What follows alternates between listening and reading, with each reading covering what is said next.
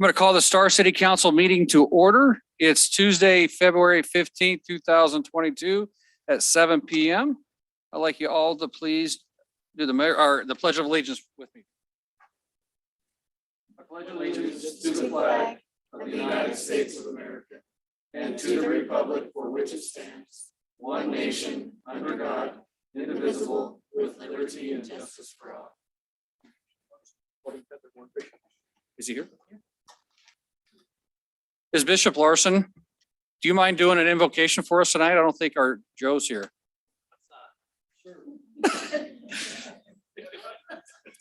You kind of got put on the spot there. You could think, is Joe here? No, he's not here. You could thank Councilman Wheeler. Yeah. Thank you. Our Father in heaven, we're thankful for the opportunity we have to gather here tonight in this city council meeting. We're thankful for the land that we live in and for the leaders we've been blessed with here. We ask Thy Spirit to be in attendance in this meeting, that we will all be able to convey our thoughts as we work together as citizens in this area to help the needed growth and the direction. We ask Thy Spirit to be with us, to be able to have calm minds and to be able to communicate properly and to be able to get our message across. We give you thanks for all the many blessings we do enjoy in this area. We're thankful for it. We give you thanks and say this in the name of Jesus Christ. Amen. Amen. You're awesome. Appreciate you for doing that. Thank you. All right, we're going to move on to roll call. David Hershey. Here. Right. Kevin Wheelock. Here. Trevor. Here. Jennifer Solomon. Here. Kevin Nielsen. Present. You got to apologize for Mr. Jacobs' voice is crackling in and out today. So, all right. Chief Hessing has got an introduction and an update for us as well.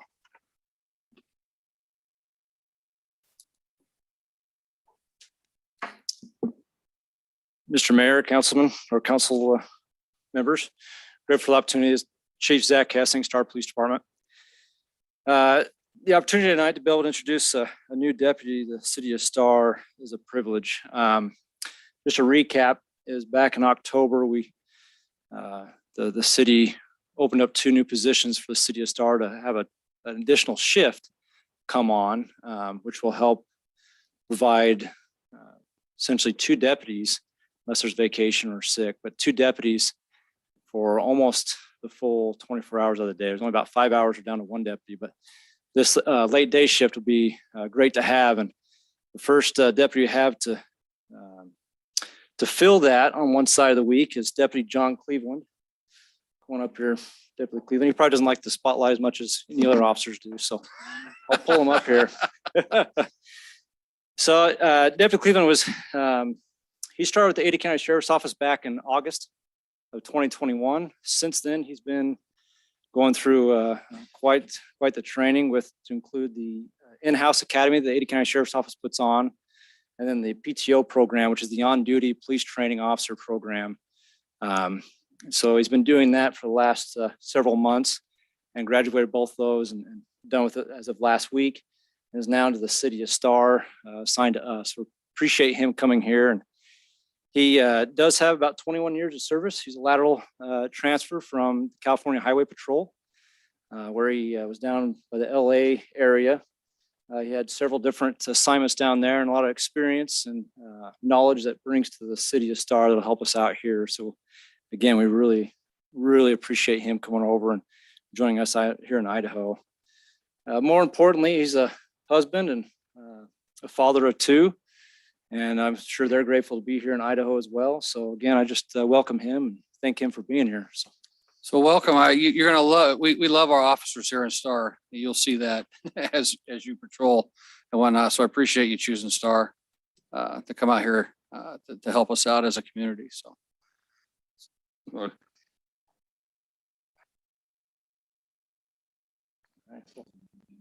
You bet. Perfect. Thank you, sir.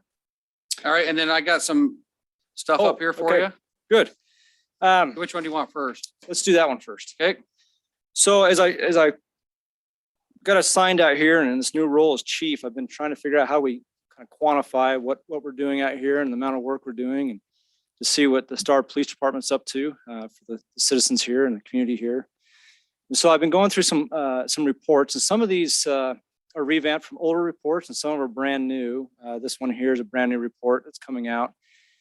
And I don't want to get too much in the weeds of the numbers. I've been swimming through the data. So the Ada County Sheriff's Office provides Star Police Department with data analytics team that puts together a bunch of numbers and different things. And I'm learning, I still have a lot to go, but learning how those numbers are put together and what that looks like. So I wanted this report to come out for not only the mayor and council members and also the city staff, but also for all the community of Star to see kind of where we're at, where our crime rate's at, what we're up to. So I'm going to kind of slowly go through these reports and kind of show you what they mean and where the numbers are being pulled from.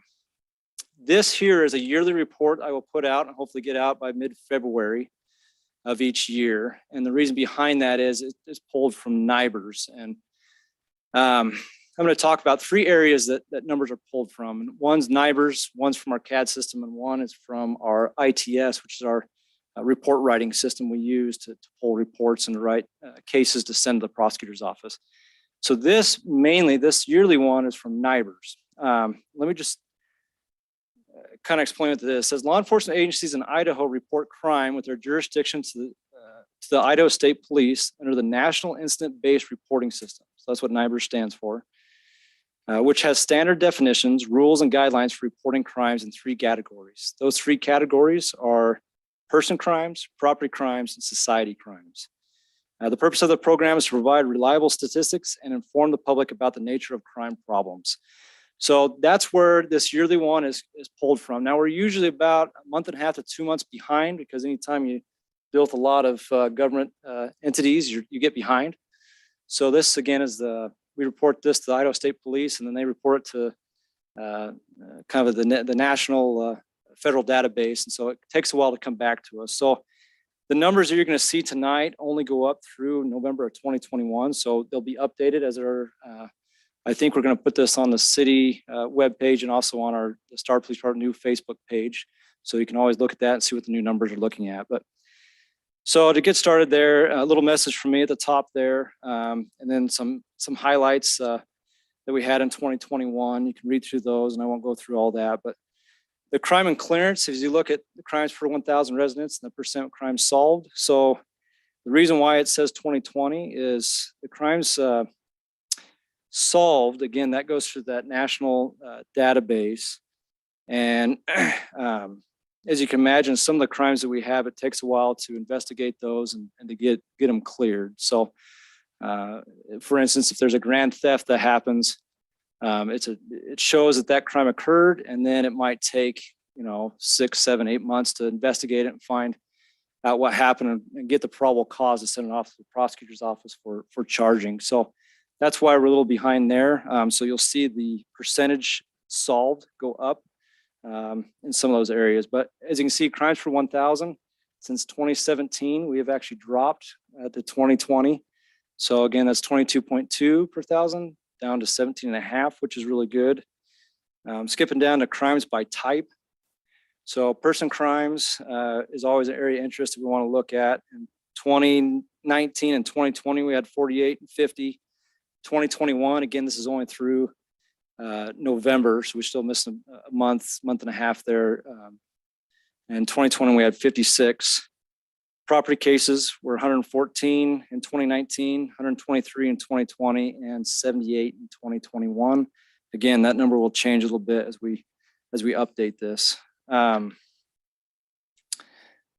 next page there are STAR calls. So just kind of inform, get in the weeds a little bit on the STAR calls. So we have community calls and officer initiated. The reason why this is important to us is community call. That's when somebody's actually calling and asking for a law enforcement officer to respond. That can be either calling the 911 for an emergency, or it can be they're calling the non-emergency number and asking for an officer to respond and come and help them with any issues that they might have. The officer initiated ones, that's your traffic stops, your pedestrian stops late at night. If we see somebody walking down the road with a backpack, we think, oh, we should probably talk to that person, see what they're up to. That's your officer initiated calls. The interesting facts on this one in 2017, we had 1,236 community calls. That's people calling in, asking for an officer to respond. And we had 6,655 officer initiated calls there. So a total of 7,891. You skip about 4 years ahead to 2021, we see the community calls is almost doubled to 2,207 that have called.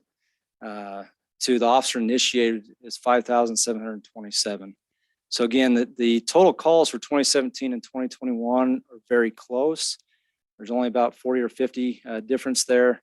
But the change we're seeing is that we're being more reactive than proactive.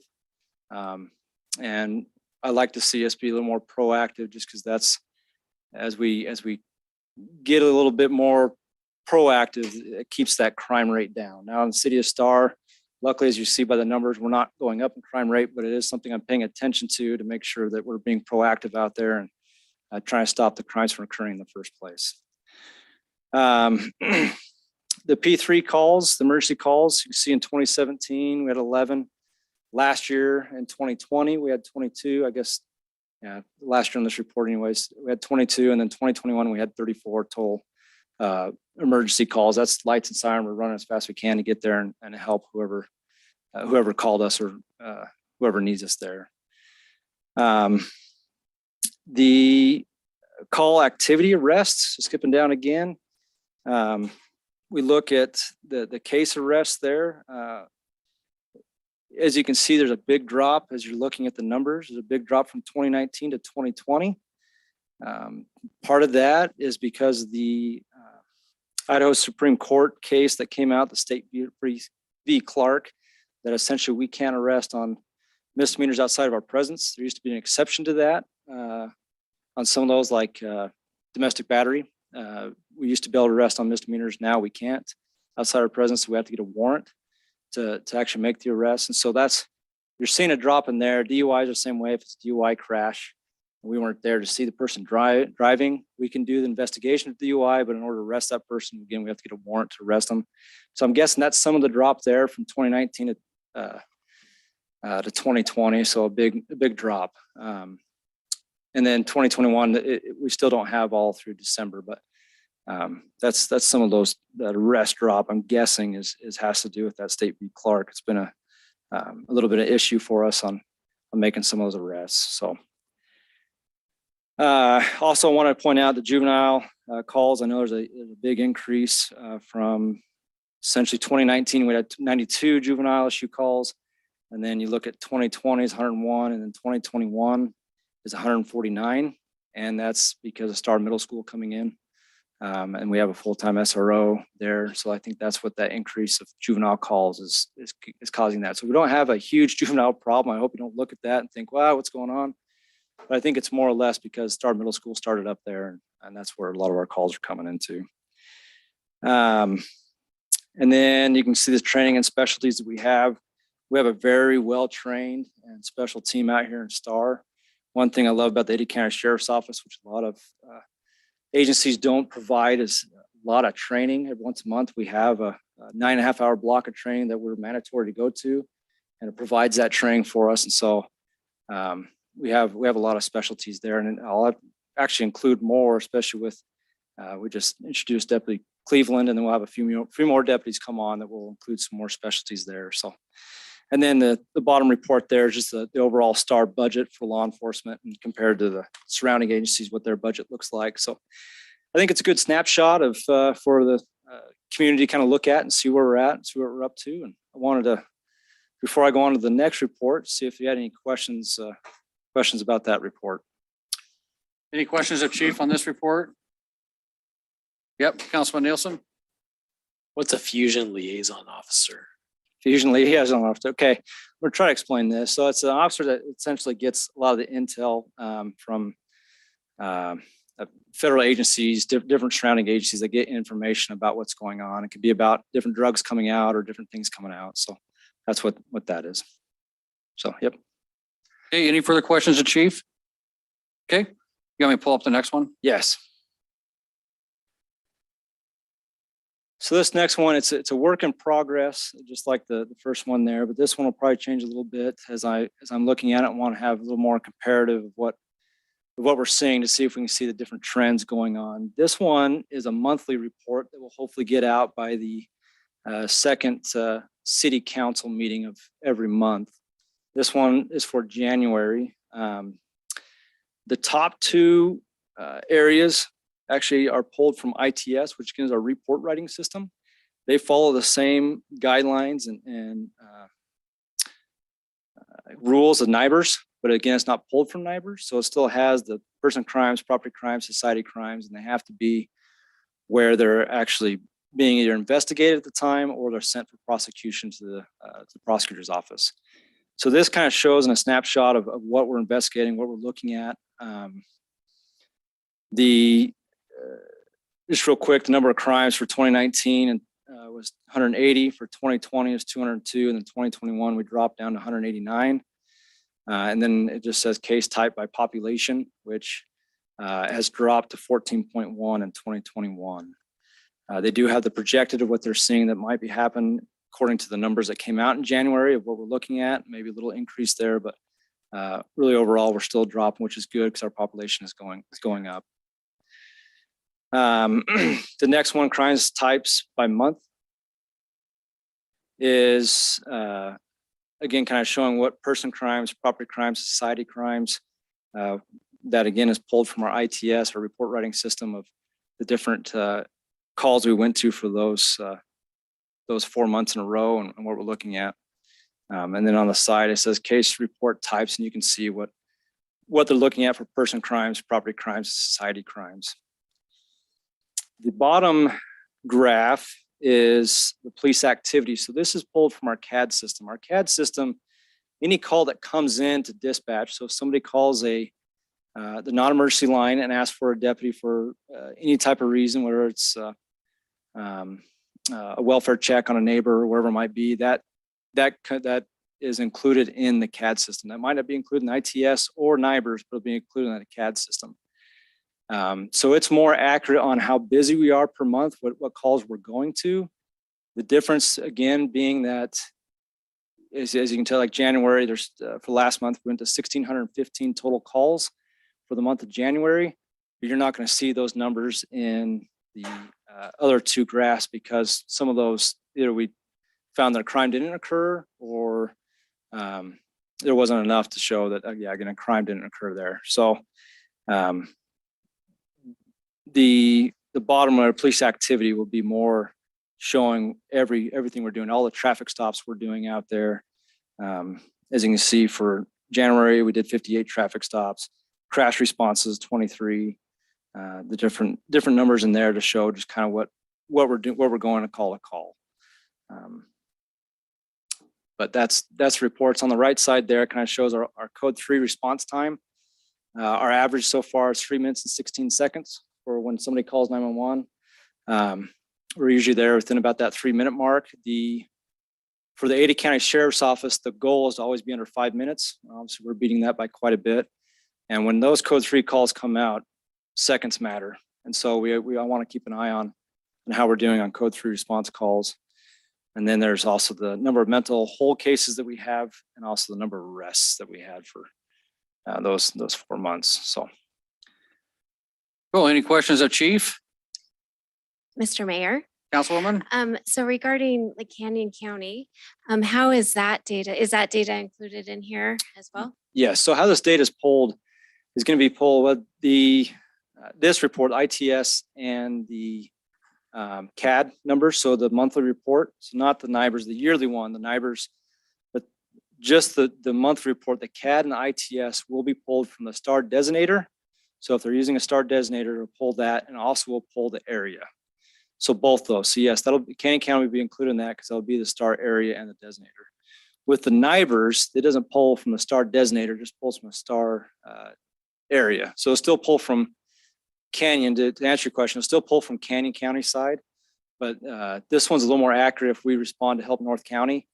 If the STAR designator is responding there, it'll include that in the report. Great, thank you. Yep. Okay, any further questions of Mr. Chief? Did I cut you off? I'm sorry if I cut you Nope. off. No, not at all. Awesome. Thank you. I think this is awesome. This is good information to get out to everybody because I know there's been questions about that, especially lately. Good. So thank you. All right, you're welcome. All right, we'll move on to the building permit report for fiscal year, the current fiscal year. Today, it's actually through the end of January, correct? It shows that we've had 241 housing permits. Yep. Yeah, our fiscal year is October 1 to September 30th. 24 are exempt park impact fees, and those are in the Reunion subdivision because that was part of a deal years ago when they gave us the land for where the dog park's going. 5 commercial, 1 commercial remodel, and 18 miscellaneous. Just so you kind of get an idea. This will be posted every month as well on here. Okay. Any questions on that before we move on? All right, we'll move on to the consent agenda. Anybody? Did you want to make any comments to the consent agenda there, Sean? Before we make a motion? Mr. Mayor and Council, I did provide you with 2 sheets of paper with some minor changes on the Langtree bungalows findings and also Inspirato and Oak Lawn. The question came up before the meeting on the density approved for Langtree bungalows. I have confirmed that it was 3.4. Okay. The applicants originally had 3.8. You took out 11 lots, which brought it down to 3.4. Okay. So if you make a motion, we need to make a motion to approve as staff has. Mayor Chadwick. Councilman Nielsen. So I just have a question, Sean, on the front yard setback reduction. You know, the note that we have before us says that these are revisions to the findings of fact. And I'm just curious about the revision, the nature of the revision. Is this after reviewing the recording of the meeting that these revisions were made to accurately reflect what was in the recording, or what? How did the revisions come about? Mr. Mayor and Councilmember Nielsen, they came about from review by the applicant and then confirmation by staff. Thank you. Okay. So Mayor Chadwick, Councilman Nielsen. I'm going to make a motion here, but I need to log into my computer first. Okay. Thank you. So I'll move that we approve the consent agenda consisting of items 5A, approval of claims, 5B, approval of minutes with a correction to those minutes that I need to get the section here. Looks like it's section F. At the end of that section, it says Councilmember Nielsen stated he voted nay on the ordinance as he believes Star is very liberty-minded and no one should have to ask for a permit to have an alcoholic beverage in the city parks. Councilmember Nielsen did not state that. In fact, I believe it was Councilmember Keys. And it wasn't and it may have been in regard to me voting nay, but that certainly was Councilmember Keys. You got it? Okay. Item 5C, final plat for Moon Valley. Item 5D, findings of fact and conclusions of law for Inspirato subdivision. Item 5E, finding of fact and conclusion of law for Star Point subdivision. Item 5F, finding of fact and conclusions of law for Oak Lawn Crossing subdivision. Item 5G, findings of fact, conclusions of law, Langtree Bungalow subdivision. And item 5H, findings of fact, conclusion of law, Union Street / State Street rezone. Council or Sean. Mr. Mayor, I apologize. We're going to remove item C, the final plat for Moon Valley 5. Okay. The motion is amended to remove item 5C. Okay. Sorry about that. Nope. Got it. We got a motion. Do we have a second? I'll second that. We got a motion, a second. Any further discussion? Okay, hearing none. Roll call. Hershey, Aye. Wheelock, Aye. Solomon, Aye. Nielsen, Aye. Okay, that motion carries. We're going to move on to item 6 which is 6A, which is the Compass reimbursement agreement form for Floating Feather Safe Routes to School. This is basically, we got a grant for $25,000 and with a match of 10,000. And this is for our pathway study that we have to do to get that route into the Star Middle School from Floating Feather for the 10-foot pathway. And so you're authorizing me to sign the agreement to reimburse no more than $10,000 for our portion of the grant. And this will come out of, if anybody, I know Jennifer likes to ask this question, so I actually wrote it down, I think. That'll come out of our 419 grant expense because we got $1.2 million in there for that. Mayor Chadwick. Councilman Nielsen? So as I look at the agreement, I don't see the number of $10,000. It is on, I do see it down there, but up above it says consulting costs in excess of 25,000. So I'm not sure. Are we talking? Not to 25,000? well, it's 25,000 as the grant and 10,000 would be our match for no more than 35. Got it. So it on paragraph 2 there, it talks about the total not to exceed the cost of the project is 35,000. Got it. Thank Good. you. So I need a motion or any more questions or whatnot. Mayor Chadwick. Councilwoman? So I looked at Compass's, it looked like they had originally planned for the 25,000. And so they came back after they realized it was an additional 10,000 and are requesting our payment. Is that So it was a $25,000 grant with a potential match yeah? on there. So then the match part of this grant is 10,000 for it. Okay. If that answers your question. I don't know if I answered your question. Yeah, I did. I had to look into it to So understand it, but yeah, I'm in a, it's fine. So I will move that we approve the Compass or we sign the agreement that includes up to $10,000. okay. We got a motion. Do we have a second? A second. We got a motion and a second. Any further discussion? Okay, hearing none, roll call. Hershey, Aye. Wheelock, Aye. Amundson, Aye. Nielsen. Aye. Okay, that motion carries. We'll move on to item 7A. Thank you, guys. Actually, I'm gonna just real quick, I'm gonna just say that we're finally getting to that point where we can get this pathway done to the middle school, to get these kids off the road, which would be awesome. Moving on to item 7A, the public hearing for the Spring Tree Estate subdivision. So we have new folks here, which is great.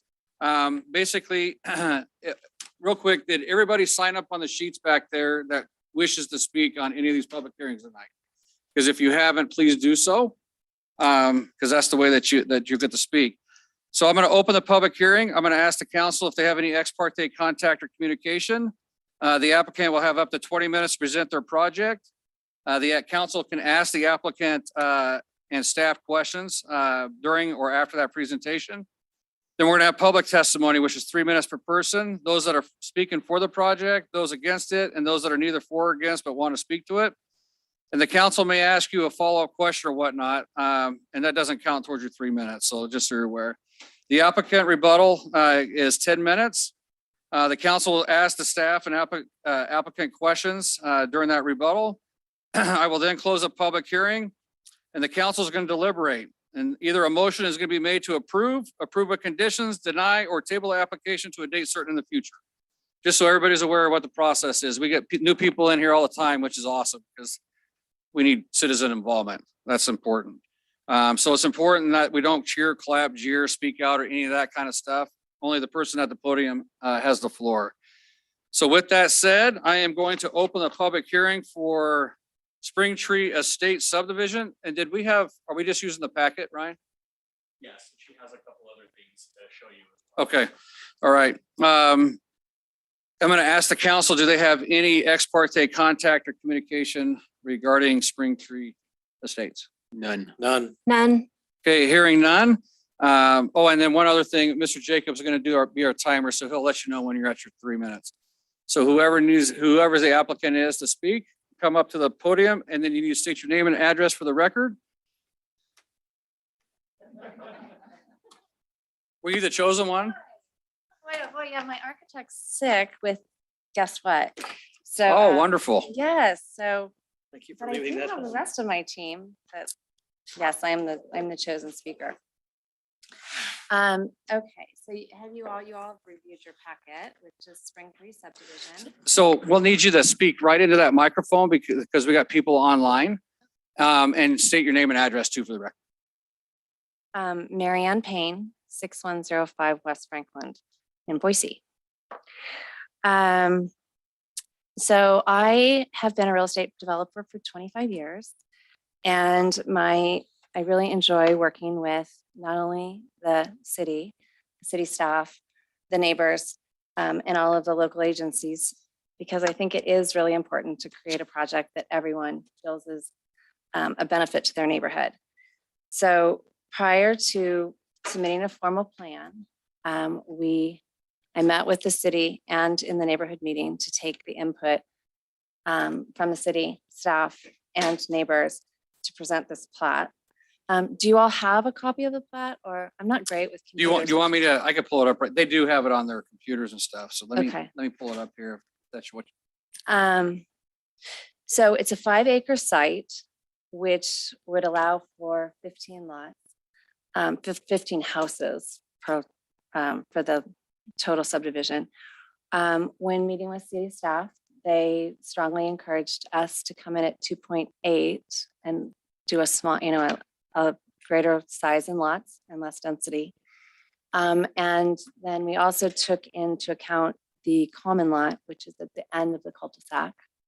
And the cul-de-sac, we chose that location because there is a neighbor across Beacon Light that's there's a large subdivision that will be built around this 1 5-acre parcel. And we wanted to give that the most open space because it's kind of surrounded everywhere else. And we felt that was, it was actually, I think, Ryan's suggestion to locate it there to try to mitigate the neighborhood concerns.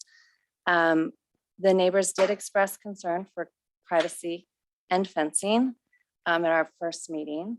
And I really believe landscaping and fencing is, a very important part of the project. And that will definitely be, is part of our, of the staff report. The staff report, this is R3, this whole designation. I'm sure you're familiar with the general plan, which was passed December 8th of 2020, which basically we are in floating on Beacon Light.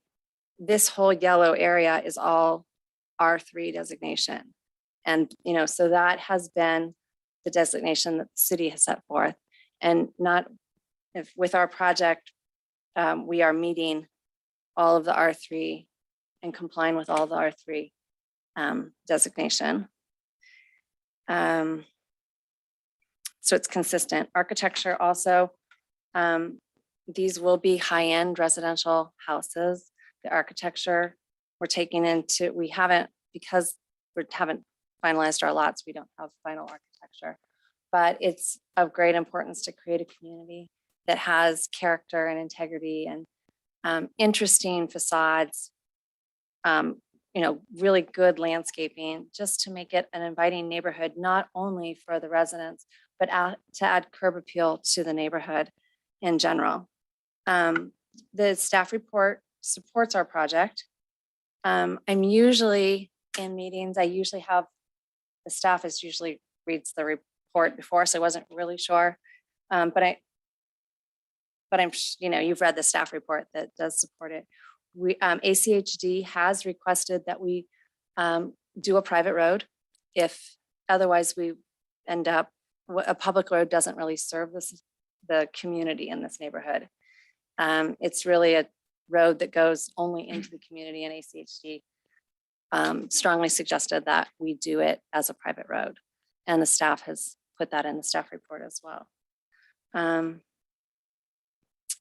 And that I'm happy to answer questions or give you more information about the project. Any questions of the applicant at this time? Okay, Councilman Wheelock, make sure you pull up and speak into that thing. I didn't want to get in early.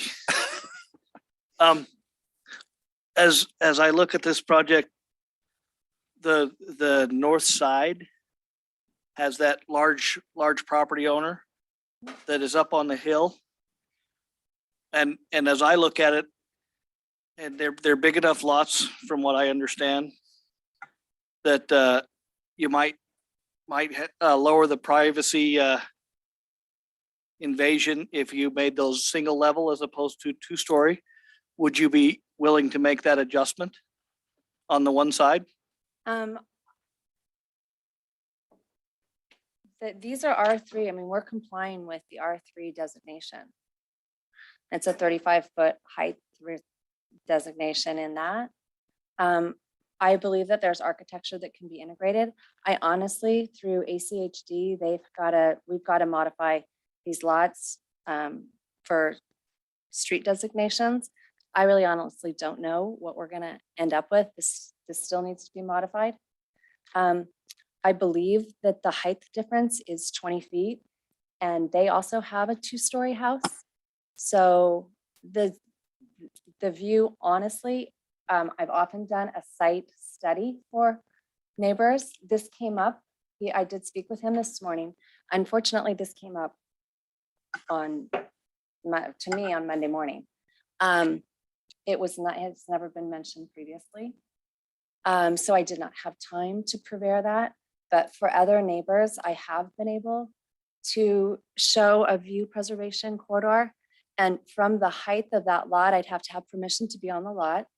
But I believe that there is, I mean, I can tell you from the topo that they're 25 feet higher to start than these lots.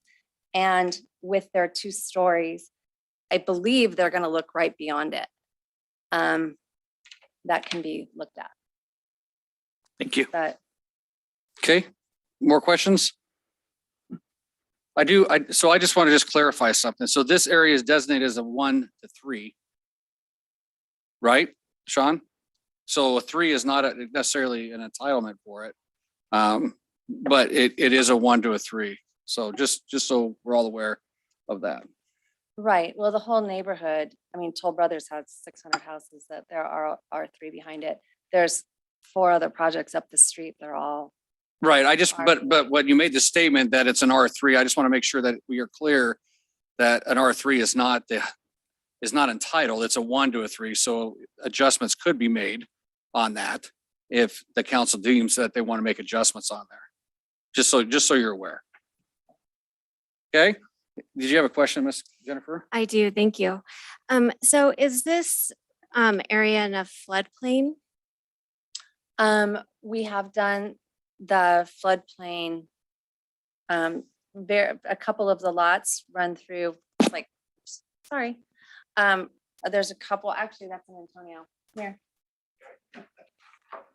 So I have, state your name and address then up here, please, and then you can, Good evening. so speak into the microphone though, Good too. evening. Antonio Kunti, Accountant Civil Engineer, 7661 West Riverside, Garden City. The parcel is part of a flood zone, Zone A. We did a base flood elevation study to verify the impact of the flood zone. The project was presented to the city engineer back in February for his review and concurrence. So some of the lots may be in a flood zone, but a foot of fill will take them out of the flood zone. So the design that we're proposing for the road will take those out of the flood.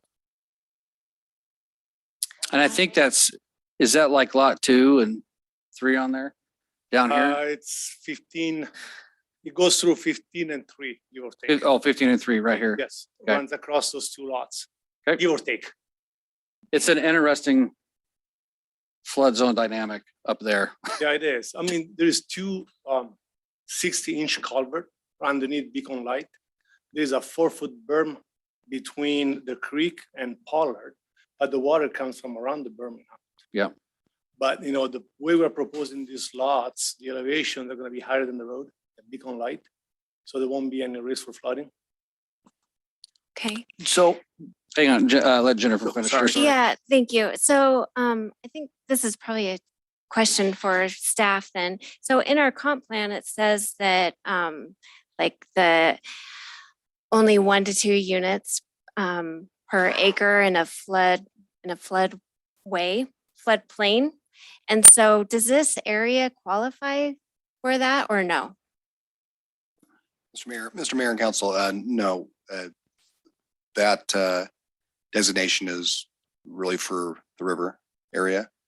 But since they can take this out through the FEMA actions, we don't Okay, view that the same way. okay.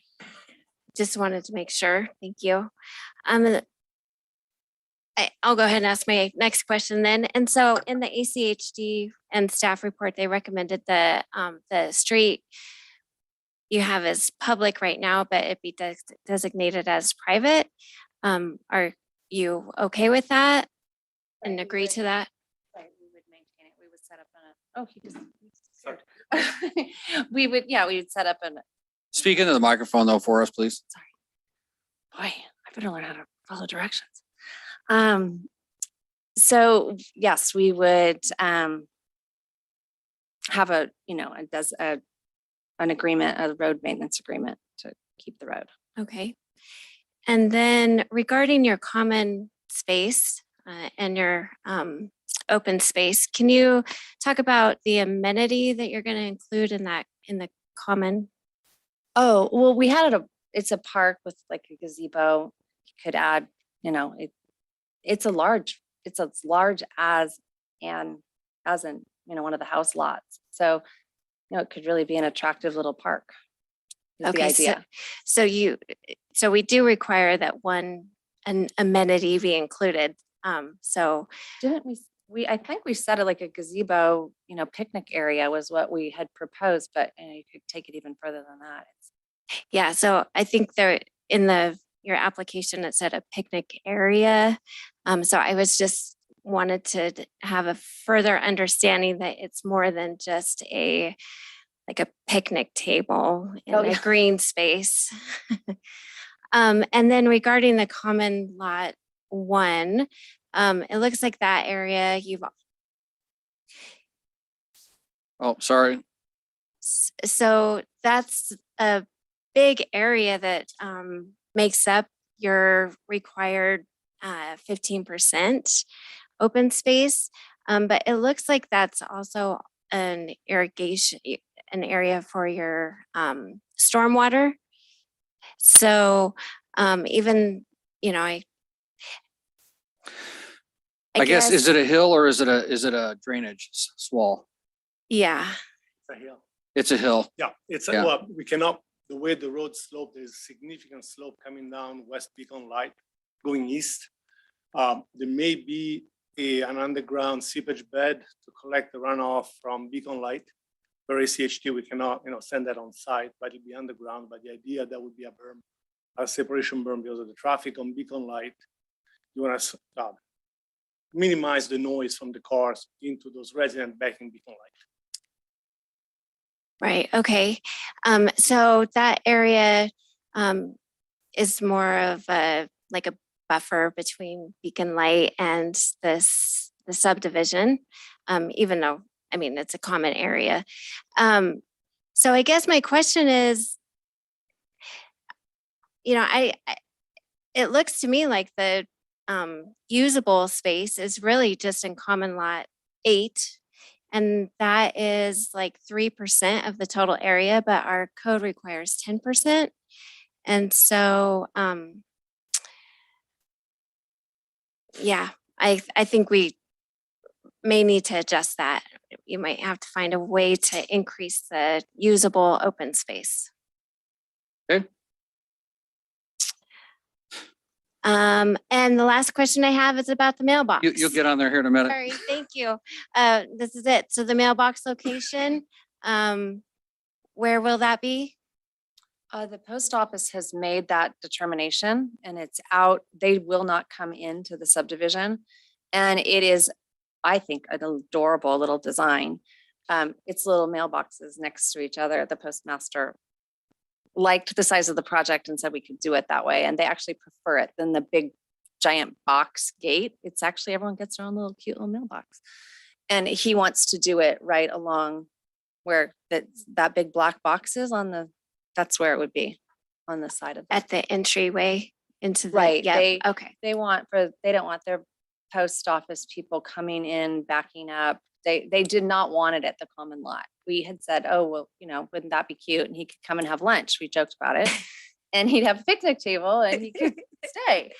And they said, no, no, no, our carriers are going to deliver it out on the street. We want it, they want to keep, obviously we've got, you've got traffic. You want to keep it as far away from the intersection of Beacon Light as far as possible up on Pollard there. So will it be on the internal street or actually on Pollard Lane? I think it's on Pollard Lane. Yeah, that's where he had. That's where the post office is going to require. We don't have a say in where they put it. Okay. Yeah.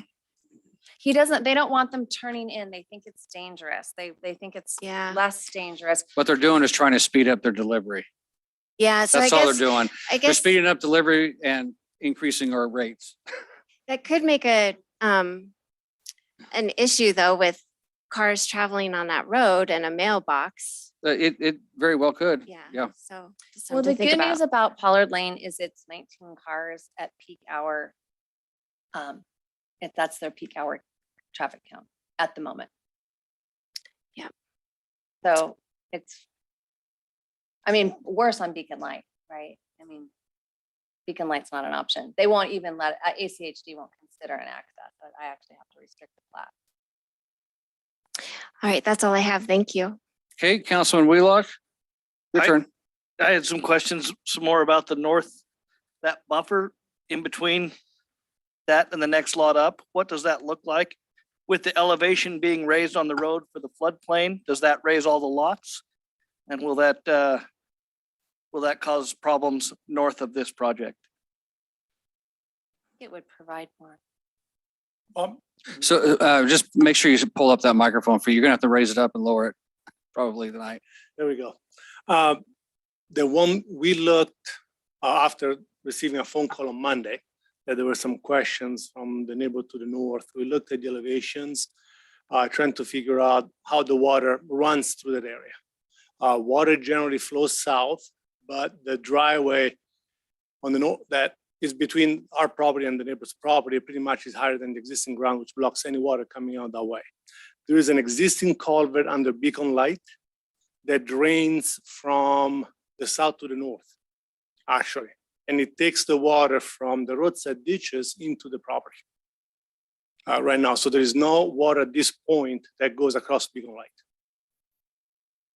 But if you raise your private road, are all those lots going to be raised so that the other road is going to have a problem with water? No. To the north. Does that make sense? Yep, I understand the question. The answer is no. There won't Okay. be a problem. What's the landscaping look like between you and the neighbor? Well, we don't have our landscape plan up there, but. Speaking in the mic, Oh, I'm sorry. we got to make sure that we're speaking. I'm gonna get yelled at by my person back here in the back. She's got a little sign to me. That's clever. So no, I'm all about landscaping and we even, it depends on what the city, it's a collaborative effort of what the city wants. We're happy to plant whatever you'd like. I happen to prefer in the city of Boise, they want 50% deciduous and 50% evergreen. I would advocate evergreen because it only solves your problem half the year. Like if you're going for privacy and, a lush, you can make it, a lovely environment. But I can't change the city's code. And unless the city wants to support that, that's what I would advocate as a personal preference. That area to be a 100% evergreen all year long, really pretty. I actually like to see other things, I like to see a variety of things. And I did bring a variety of pictures that could maybe help explain from their lot I just went on the MLS because the property he bought last July. Right. I bought like 15 days later. So we both bought their properties about the same time. But there is an ability that you could see, just integrating trees that can add a lot of interest and it can make it a really lovely, you wouldn't even see the houses. So I'm happy to share that. There's also some fabulous landscaping already integrated and really mature landscaping on their lot that shields the view already. When you're out on their patio, you can't even see the property. I have them if you'd like to see them. So I've been to the house many times. I've been in, the previous owner I knew 2 owners ago. So Okay. I know where we're talking Well, about. Yeah, this is looking at my property. So also landscaping on your property. So do you have copies of those you can give to Jacob? Because so we can put them in the record. He's gonna want them. I mean, this is, so this is looking at my. Hang on a sec. Ryan, where's Ryan? Yeah, you gotta speak in your microphone or speak in this one right here. Well, no, this is looking at my property. So trees can really help mitigate what you're looking at. So, and then it just shows that, I mean, the houses does sit up. Oh, gosh. Curious about the microphone. Yeah, so I can just pass these, yeah, sorry, here, I can just pass them down. I think I have some more. But,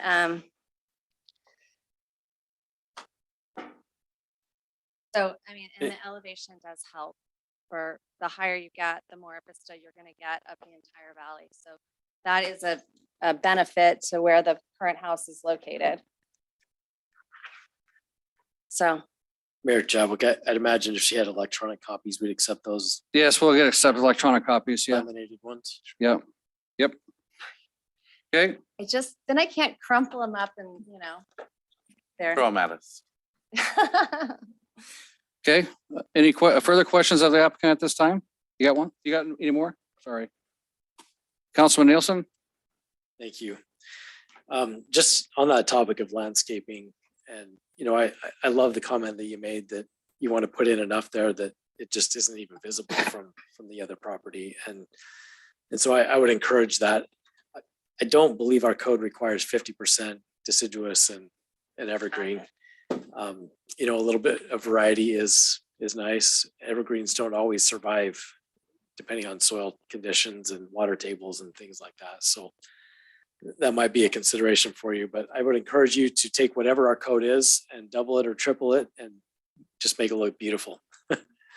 I want to go back to the mailboxes for just a minute. You said you've got this kind of idea about 15 mailboxes lined up and it's really cute, and I'm having a hard time imagining the cute. So can you tell us a story about what that's going to look like, and let's talk about how we it's in my application. Because I had to submit it. Do you have, it's from, I didn't Is there a see- picture of it? I mean, Right. I guess my thing with what Councilman Nielsen's saying, I'm surprised that the post office is not making you do a cluster box. I mean, he'll do whatever, really, I met with the postmaster and he's like, oh, I really like, it was his idea. And I thought it looked really cute. It looks really farmy. It's just a long bench of mailboxes and they're the little, like the old fashioned mailboxes, and they're all sitting on he provided me, he has to provide the location, and the style. So we can go back to him and talk to him about having those big boxes. They like those too. I'm not advocating for the big boxes. What I feel like the city of Star, what our citizens would appreciate is a set of mailboxes that in 5 or 10 years just isn't dilapidated and really in bad need of repair. And so what I'm imagining in your sharing is a couple of posts with maybe a 2x12 board across them and 15 mailboxes stacked up.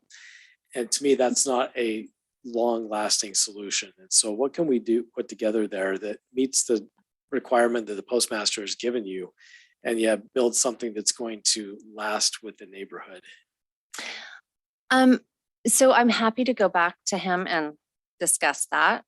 Really, they don't give, it's not my choice. Yeah. A lot of things, you're working with all these agencies and they have what they want to do. I'm happy. I'm sure I could, talk to him, and if you wanted something different, we could do that. The other thing that is brilliant about this as a HOA is the HOA have the resources to be replacing. You're not It's just not the ma and pa that maybe decides that that's not where they want to send their resources. They're going to have to maintain that association and they've stood their dues. And that, part of their dues is going to be maintaining those mailboxes. So I think you could maintain them and make them, through the HOA revenue pretty easily. Quite likely. And as far as the design and the materials used, there are postmaster approved. Right. So location, things like that. Instead of using a couple of fence posts and a 2x12, something out of stone, concrete, things like that Right. We've, are acceptable as well. especially with the weather here, wood just doesn't last season to Yeah. season. It's just wood and water are not friends. And so although we love the idea of it, it's just not realistic for long-term maintenance. So yes, So let's save the HOA some money. okay, concrete. And Maybe I have an art project in my future. No. you know what? Be creative and make it beautiful. I'm all about that. But make it so that it lasts. So Heron River over here has a wonderful mailbox stations over there with the clusters that look really good. So I mean, we just don't want it to be industrial looking and I'm sure you don't either, right? No, So something that looks good on there. Okay, any other questions of the applicant at this time? Kevin Nielsen? I got several Kevins now, so gotta remember that. All right, thank you. So we'll move on to public testimony. And so I have, well, Mary Ann just spoke. So Mr. Steve Green.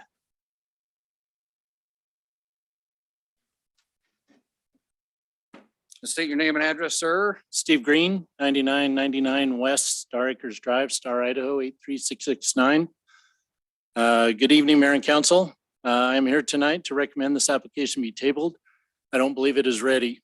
I'm not against it in spirit, just in its current form. This subdivision is in the estate residential designation, which is 1 to 3 dwelling units per acre. However, because it is adjacent to an existing 5-acre lot, excuse me, with no plans for development, the density should be reduced to 1 to 2 dwelling units per acre. The creation of the estate residential category had this exact situation in mind when it was created in the last year or so. Small lots next to large lots should be avoided. Pardon me. The size of this lot should be reviewed very carefully. It is 5 acres, yes, but in this case, the southern property line, as you can see on the map, is nearly in the center of Beacon Light Road, and the eastern property line is in the center of Pollard Lane. They don't truly have 5 acres of land to develop. Additionally, ACHD is requesting 40 feet of dedication along Beacon Light Road and Pollard, unlike, let's see here, just missed my spot. Additionally, ACHD is, I already said that, along Beacon Light Road, and 54 feet of dedication measured from the east side of Pollard Lane is being requested. Finally, there is a planned roundabout at the intersection of Beacon Light and Pollard. And this subdivision has not taken into consideration the right-of-way needed for that roundabout. Again, the actual space this subdivision has for homes needs to be reviewed before a preliminary plat is approved. Lastly, any road into this subdivision, I agree with the applicant, should be a private road. If it is made a public road, according to ACHD's report in the packet, ACHD will request a stub road pointing north, which in my mind makes absolutely no sense considering how close that stub road would be parallel to Pollard Lane. That road would have a sign that says this road to be extended in the future. I think that would be appalling. I believe the mailbox location along Pollard will be a hazard with residents checking their mail. The applicant's suggestion to put the mailbox near the open space, I think, is spot on. I think this should be explored further with the Postal Service and ACHD. And that's all I have tonight. Thank you. Okay, any questions for Mr. Green? Okay, thank you, sir. All right, Mr. Larson.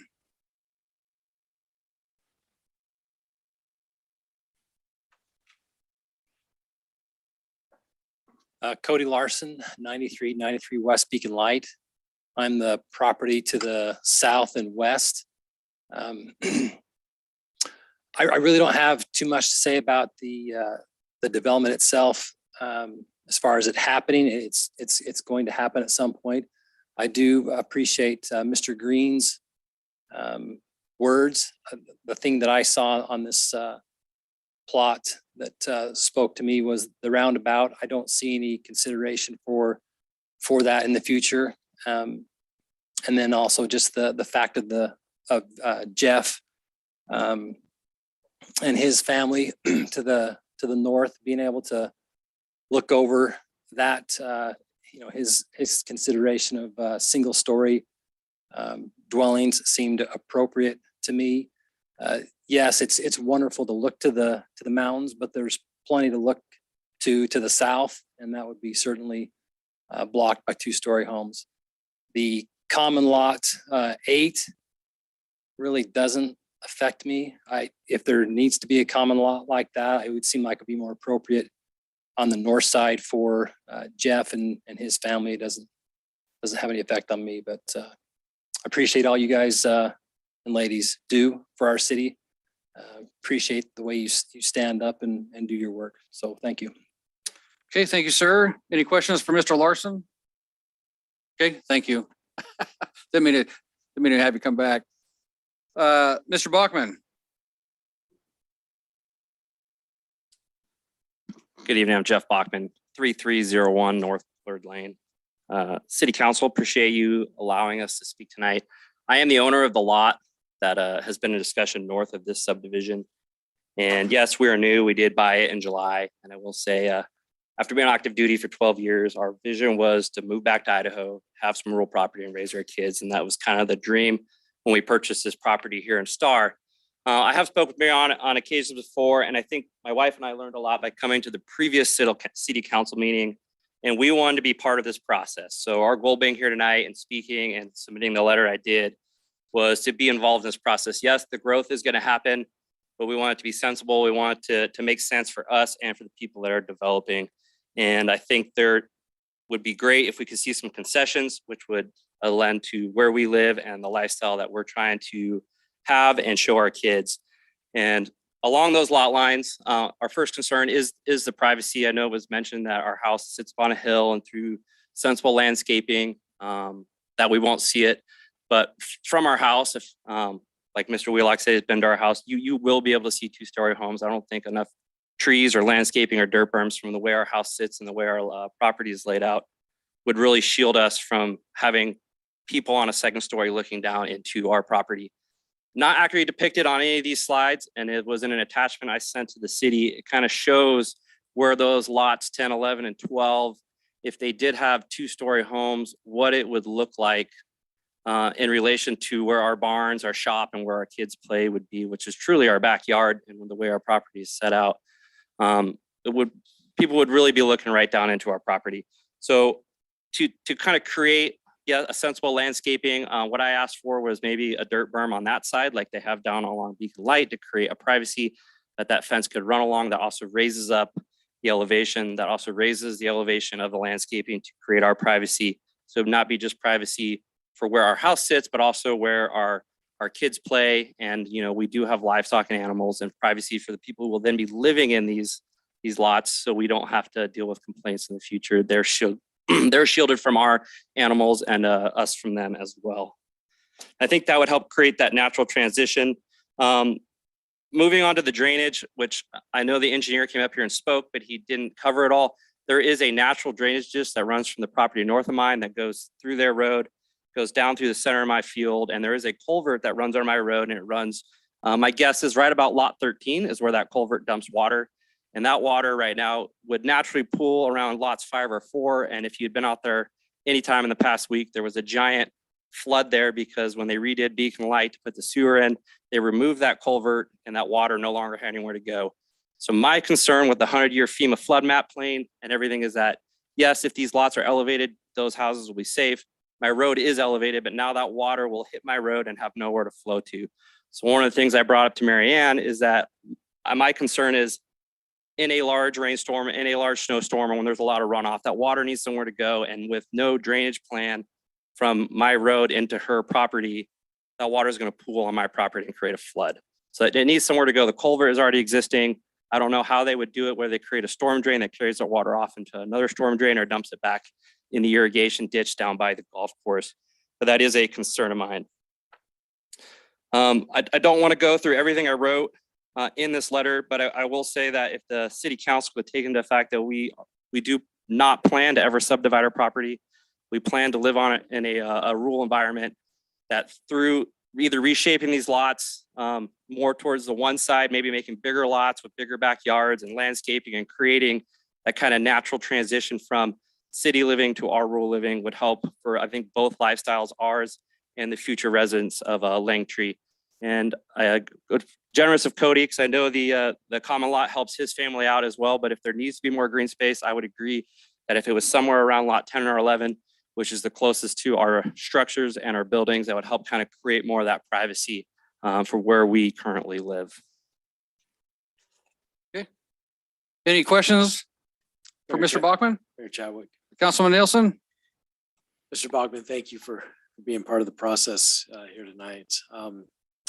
So I read your letter and you brought the culvert up tonight, and according to, help me make sure I understand your letter, that culvert drains onto this property currently. Is that correct? Correct. And when we purchased before the sewer was redone for Toll Brothers, the natural transition from the water was the Gillises, who own the farm just north of ours. It runs under their road, runs into my property. There's a drainage ditch that then runs to another culvert, and it drains onto this property. And then this property did drain under the road of Beacon Light and drained into the property, which is to the southeast of Cody's property. And that culvert is no longer there. So the water is now pooling around lot 5. So it doesn't have anywhere to go currently. And when the culvert goes away between my property and this, now we're just moving that flood from their lot up to mine with nowhere for it to go. And so that culvert, when it did exist, transitioned the water across the property and then to Beacon Light or under Beacon Light? Under Beacon Light, yes. And into some natural drainage or? Yeah, it was basically just it was a stormwater runoff drainage kind of flow from all the fields that exist up. And are you aware of whether or not this water that transitions through all these properties, is that considered flood water? Is that why this property is designated as part of in a flood area? So I had to speak to FEMA when I bought my property, and their 100-year flood map goes, if you look at a Google Earth image of my lean-tos, which is just shy of my barns, my barns sit just outside of the floodplain. Everything to the east of my barns is in the floodplain, which actually runs through about the middle of lot 12. And over is the 100-year floodplain. So that is where the natural flow of water, according to FEMA, is. And that's kind of where that natural drainage ditch that currently flows through all of our fields exists, is kind of right down the middle of that. So dealing with this, just I want to the water comes out of the drainage on the other side of Highway 16 through the golf course, coming this direction and going down into that property to the, what is it? River Creek? River Creek. And that's how that flood, that's where they determine that flooding from, is all this water coming out of the foothills, coming across this property for the flood stuff. So. And so my next question really was, hang tight, was going to be for staff on that, because county ordinance requires that properties collect and retain water on and deal with it on site. And this feels like it's different than that because it's flood. It could be. Is that correct? Is Ryan Morgan online? He's not online tonight, our city engineer? Okay. I mean, that's my understanding. I'm kind of looking for a general consensus, and it feels like that's all right. So I guess I'm seeking, and when the applicant comes back up, they can perhaps talk about this. What sort of responsibilities everybody has to help manage that, and what facilities are in place now to handle that flood. Given there were some changes on Beacon Light, and we don't have our traffic agencies here to talk about what they did that may have changed that too. But I'm not sure what those impacts are, and I'd be interested to know. Jeff, you and others have talked about the view across properties. And, you know, I've been sitting up here for, I guess, just over 6 years now. And it's a lot of times people would come up and it would be absolutely no development, stop development. And, you know, now folks come up and they're like, look, we're not against it. We understand that in the state of Idaho, that's not the way it works. And now it's a lot about view. And so I'm just curious, where it's not your property, you didn't buy that view, you have it today. What is really the request to the applicant, given the rights that they have for their property, just like you have on yours? I get where you're going. Yeah, I could go up here and say no. I know a lot of people do that, and I think that is probably the wrong approach because people, like you're mentioning, have the right to do what they want with their property. That being said, I think we were targeting kind of that rural living environment by moving to where we did, which was Pollard is generally a rural street, or it was until this subdivision and another one which will be happening farther north on Pollard. So it was kind of like that lifestyle. We're going to move to a place where we live across from a golf course where there's no buildings. We're living next to other people with livestock, other people with animals, and kind of that country living lifestyle.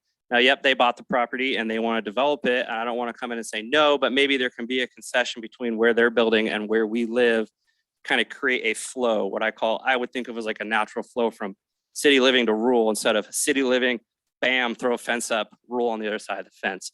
And maybe we can create some sort of transition from they're building their homes where it's 2-story down by beacon light and they kind of go down to 1-story with sensible landscaping. And it kind of flows from like that city impact to the rural impact on the other side of the fence, so that they're happy and we're happy, and that all the property owners are happy with what the result is. I know view, yeah, like, I mean, nobody wants to look out their back window and look right into the back window of another home. And so, I mean, that is part of it, but if there could be a sensible transition, I think it could be met through some compromises. I appreciate you sharing that. I think what you just said there probably gives the applicant something to come up and work with. Cool. Any other questions there of Mr. Bachman? I have a question. Thank Okay, you. Jennifer. So regarding the open space, common lot number 8, would you be in favor of moving that location up to that northern spot, or do you like it where it's at? Then like lot 10 versus 8. Look at the bot. Yeah, just to switch them. I think it would help. I think moving the common lot up there for what we're asking, the way which just does not show the topography of that property at all, is that lot 10, lot 9, and lot 8 already kind of sit on a hill, so they're elevated. So by putting a house there, that house is even more elevated. So if that area were turned into a common space, it would probably help create some of the privacy that we're talking about directly next to our buildings. All right, Okay. thank you. Anything else? Mr. Bachman? Okay, thank you, sir. Appreciate it. All right. That is all that signed up for public testimony. So we'll have the applicant come back up.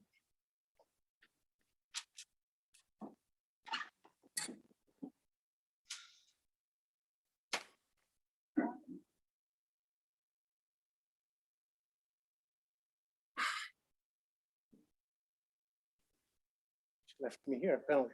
Okay, let's talk about on the technical side of things. That's why I'm here. Okay.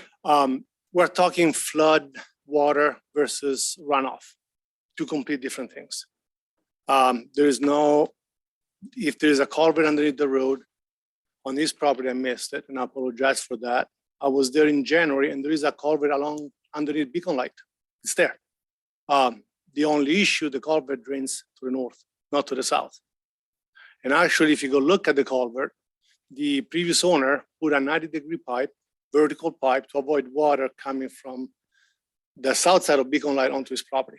There's about half a foot of drop from the north side to the south side. There's a 12-inch culvert that goes underneath there. It's there. I was there in January and I was out there. The concern about the runoff, there is, you were questioning if you're allowed to retain on site or moving from property to property. What the law has been, if water is going in that direction, we need to account for it. So on the technical side, it's not that difficult to move the water around the property. That's pretty simple to do. I mean, I'm assuming there's a 12-inch culvert underneath this road. We can move a 12-inch line around the property and send it back to the other side. That's pretty simple. Just we're talking engineering. We're not talking, anything fancy or pretty to do. It can be handled. Can be part of the conditions of approval. And then technical side, I think that's all there is. We're talking, one item that just strikes me and understand his concern about density. His house is about 180 feet from the property line, to the south, to the north of the property line. If you look to the west, 80 feet out, that's Toll Brothers. So the city is already around this property, a lot closer than this one will ever be. So that just, something to point out. I mean, we're concerned about city block, coming around this property. The city is already there. And it's a lot closer than we are, property-wise. Mayor Chadwick, Councilman Nielsen? can I ask a question about the culvert? Absolutely. So if I understand you correctly, are you proposing that culvert that runs under Beacon Light be extended around this property to the north? I can do that because that's ACHD road runoff. So That's what I that is. misunderstood. So could- no, could no, you- what I'm proposing is that he mentioned that there's a culvert underneath his driveway that drains onto lot, they said 12, 13 or 13 or 14, I don't remember the numbers. Okay. What I'm proposing is the water that runs through underneath this culvert to reroute that one around the property and let it go where it's always gone. The one that comes across Beacon Light, that's the ACHD runoff water. And we're accounting for that because we're gonna need, to put retention on site for the ACHD portion of the water. We cannot mix the two. ACHD doesn't like it. Right. So all I can do is collect the water that comes across Beacon Light and send it into a sewage bed underground. And I think where I misunderstood, when you said road, I assumed Beacon Light, you Yep. were talking about Jeff's road. Yeah, is the access road, his driveway, should have called the driveway, sorry. Yeah, there's a culvert underneath his driveway. We can account for the water going underneath the culvert and reroute it around the property. Again, that's a technical matter. It's pretty simple to do. Okay, thank you. Thank you. Did you want to follow up there on some of the other stuff? Oh, yes. So I wanted to address the roundabout. The roundabout has been taken into consideration and the 40-foot setback for ACHD. Those are all accounted for in our design and in our plan, and they're shown there. So those are not additional things that need to happen later. I am completely happy to, if you guys would like to switch the common lot, I think that switching it to where lot 10 is a great idea. I was only taking the preliminary suggestion from Ryan when the subdivision across the street, it was in our staff meeting when we very first started. He suggested that there had been impact from the development across the way and that the neighbor would appreciate that. And so that's why, we gave that, we located it there. There was no other reason than we just wanted to be accommodating. But in hearing that it doesn't serve a purpose there, and it would be more appreciated on the north side. I think that that's a fabulous suggestion and I'm happy to incorporate that. Okay. Anything else? Mayor Chadwick, Oh, Councilman Nielsen? is it okay? I just want to address these as they come. My pleasure. Okay. You know what?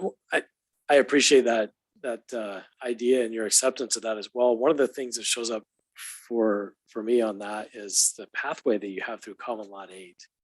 And, we love our pathways here in the city of Star, and we're always trying to seek for that connectedness. And so in doing that, we kind of lose that ability to get that out onto Beacon Light and certainly the potential homeowners, if this is approved, would lose out on that. Can you see, and I know I'm putting you on the spot a little bit, but can you see an opportunity if that common lot moves to lot 10 to still get a pathway out to Beacon Light somewhere? Sean, do you want to address this? Because is that fine with you all? I mean, it would just be a walkway between lots. Yeah, I just, You, I mean, we can it's a do it. city. Yeah. Yeah, it's a- absolutely. We can have a pathway between lots like that, right? It would have to be It'd be a common lot. a common lot. It would, yeah, it Curb would be a surface, yeah. narrow, it would be a sidewalk that went out, kind of just similar in dimension. Yeah.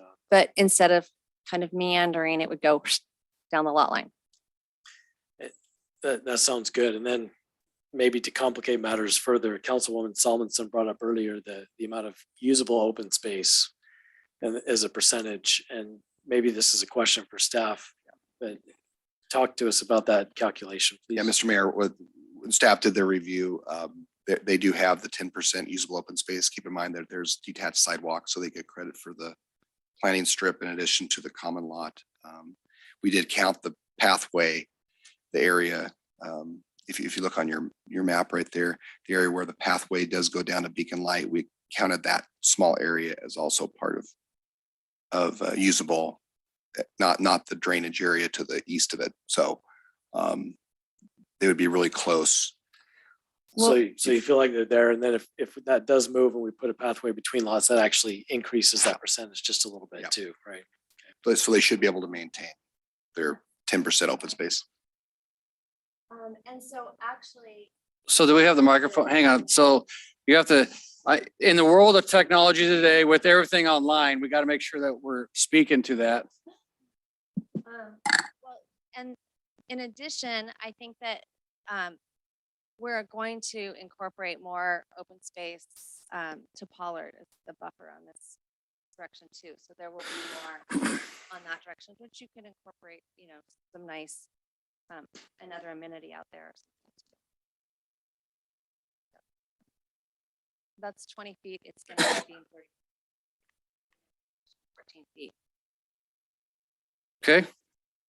All right. Keep going. Sorry. He may have questions for you this whole time. So after each section. No, I'm happy to, I think it's important that we work together, but So I'm going to tell you what I propose okay. on here. I'm trying to, wish I could pull this up on my computer. So on the northern lots here, this is all about the spirit of compromise on both sides. You have 6 lots that run along here. Change these into 4, make them 12,000 square foot lots. Have your open space here, do a shift down so you can make these a little bit bigger lots if you needed to, and create your pathway somewhere in here to get to Beacon Light. Beacon Light. And so that way, I'm not a fan, I'm gonna be honest with you, of 8,000 square foot lots. I don't think it is a good product anymore. I think we're well beyond a small product in our community. And I know you guys pro forma the snot out of these things, and I bet you anything you'll get some serious money out of a 12,000 square foot lot anyway, with a nice house on it. Either that, or we go to single level homes on the area above. I'm sorry, we went through it very quickly. You what? You want me to go through it again? So I drew it out right here on this map. Should I keep my microphone? You can bring your microphone. I'm trying. I try to send it off to staff to see if they can thumb drive it for me. But anyway, on the northern lots right here, I'm going to try to point this out with my mouse. You make 4 12,000 square foot lots along the northern side. You create your open space here, like you were talking about, shifting common lot 8 over to common lot 10. And you can make it just a hair bigger if you needed to. Then you can create these lots, because it's going to leave you about 1,500 square feet that you can add into these lots to make them a little bit bigger and create your pathway through there. So you're dropping 2 lots out of this entire thing to create this transitional buffer going down, right, without really creating a huge buffer. You see where I'm going with that? You see it right there? Okay, so when you go to bigger, I'm trying to understand. Because Yeah, so you go bigger, you have bigger lots. Yeah, you can have a bigger house. I mean, that's more, That's fine. Less fences to the neighbor is always going to be easier to deal with long term. So turn your microphone on. Less fence, yeah, I'm new too. less fences that touch the other neighbor is always less Less complaining rooftops. to the rural people. I have a large parcel in town, and the less actual new neighbors that touch my fence reduces my complaining. So that's why a bigger lot would, even if it has a bigger home, has less impact on the rural neighbor to the north. Right, now, but I don't know that what our. You do. I did the math. I'm a math guy. So you have it. You have the space to do it, but it's just to allow you, you got 8,500 square foot lots right there. You're losing 2 lots. Makes the 2.4. It makes it 4.2 lots basically out of that. I mean, but you get a little bit extra. I didn't go 12,200 something square feet per, I just said 12,000 square foot lots. But it creates a nice buffer transitional coming down into your other lots. And then you can do your own math. I'm just telling you where I'm at with that. So no, it's up there. If you take out 2 lots, it makes it 2.4 density. Overall density on the whole thing. Yeah. Were you getting Ryan or somebody to download that for me? No, I sent it to Sean. Yeah, thumb drive. He needs a thumb drive. Math.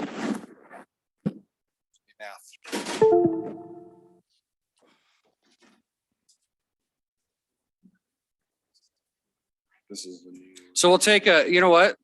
So let's do this. Let's take a 5-minute real quick and think about it and talk about it while we'll get the thumb drive to get this downloaded on here so people can see it. Okay, so yep. So we're gonna recess at 8:26 until 8:31.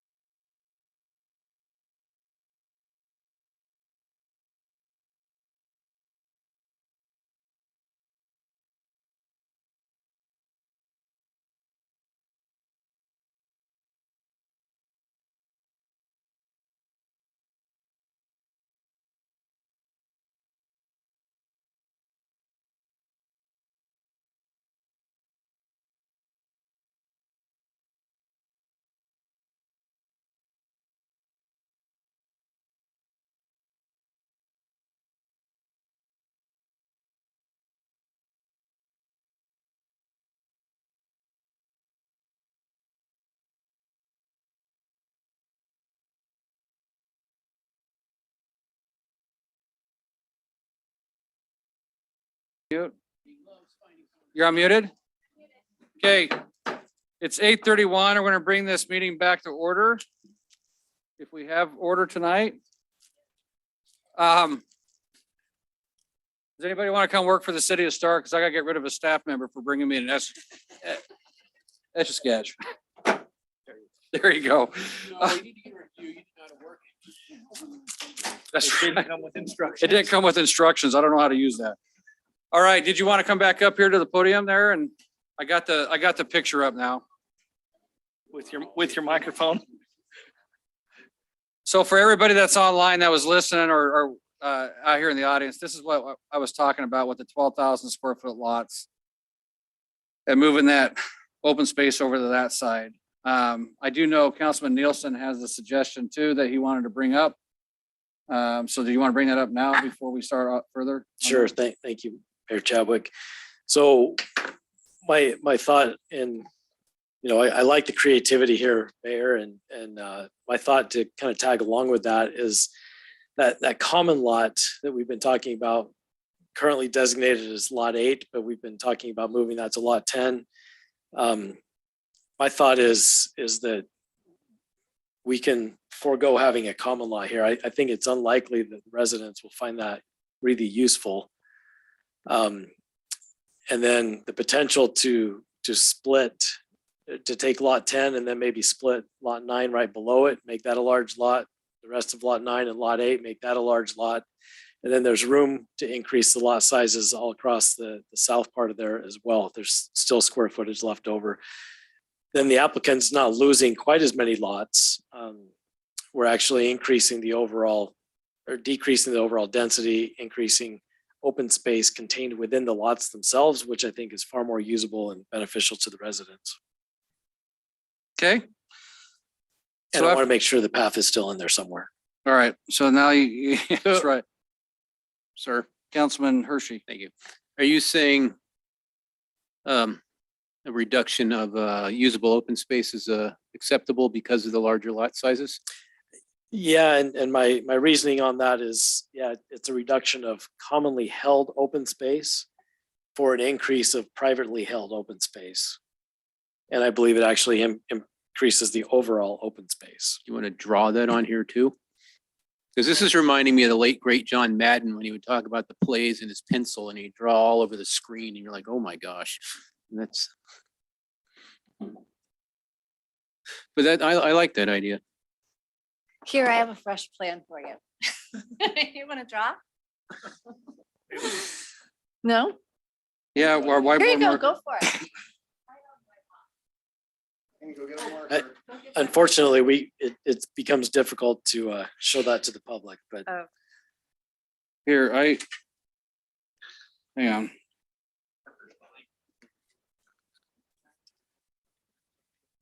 So why don't you discuss some of your thoughts on what has been brought up? I think you guys have really creative suggestions. And I think that if this is something that, I would be willing to, if it makes, a compromise and it makes everyone happy, I think that it's a winning situation for everyone. Mayor Chadwick. Councilman Nielsen. Thank you. So up there on Lot 10, Lot 9, I talked about splitting Lot 9 and combining those to make a larger one. That is up on a hill. Would you consider a ranch style home, single level ranch style home on that particular property where it's a little wider that might fit up there and prevent that 2-story from being built up a little higher than the rest? I honestly, I mean, I'm all about making sense here, but I think you could build a house kind of similar to the Bachman's house where you build down. Like, you're just. Oh, sorry, you're getting the microphone sign. I'd have to look at it, but I mean, I get we want to have view preservation.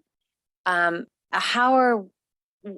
the grading plan, how much are we bringing? Because we could also work on that and just grade that lot to accommodate. So we built on the grade part and left that as undeveloped. If it's a bigger lot, you could just leave it.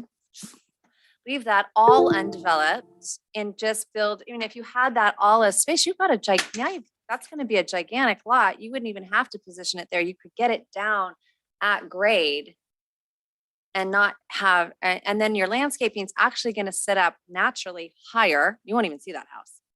I mean, if we think about it, I think we could create a really, if we Yeah. build on the hill and we landscape the hill, you're not gonna see anything, because then the house was put down. If we grade that hill and build the house down below, I don't think that 1 story, 2 story it's gonna be a non-issue. That's clear. Got it.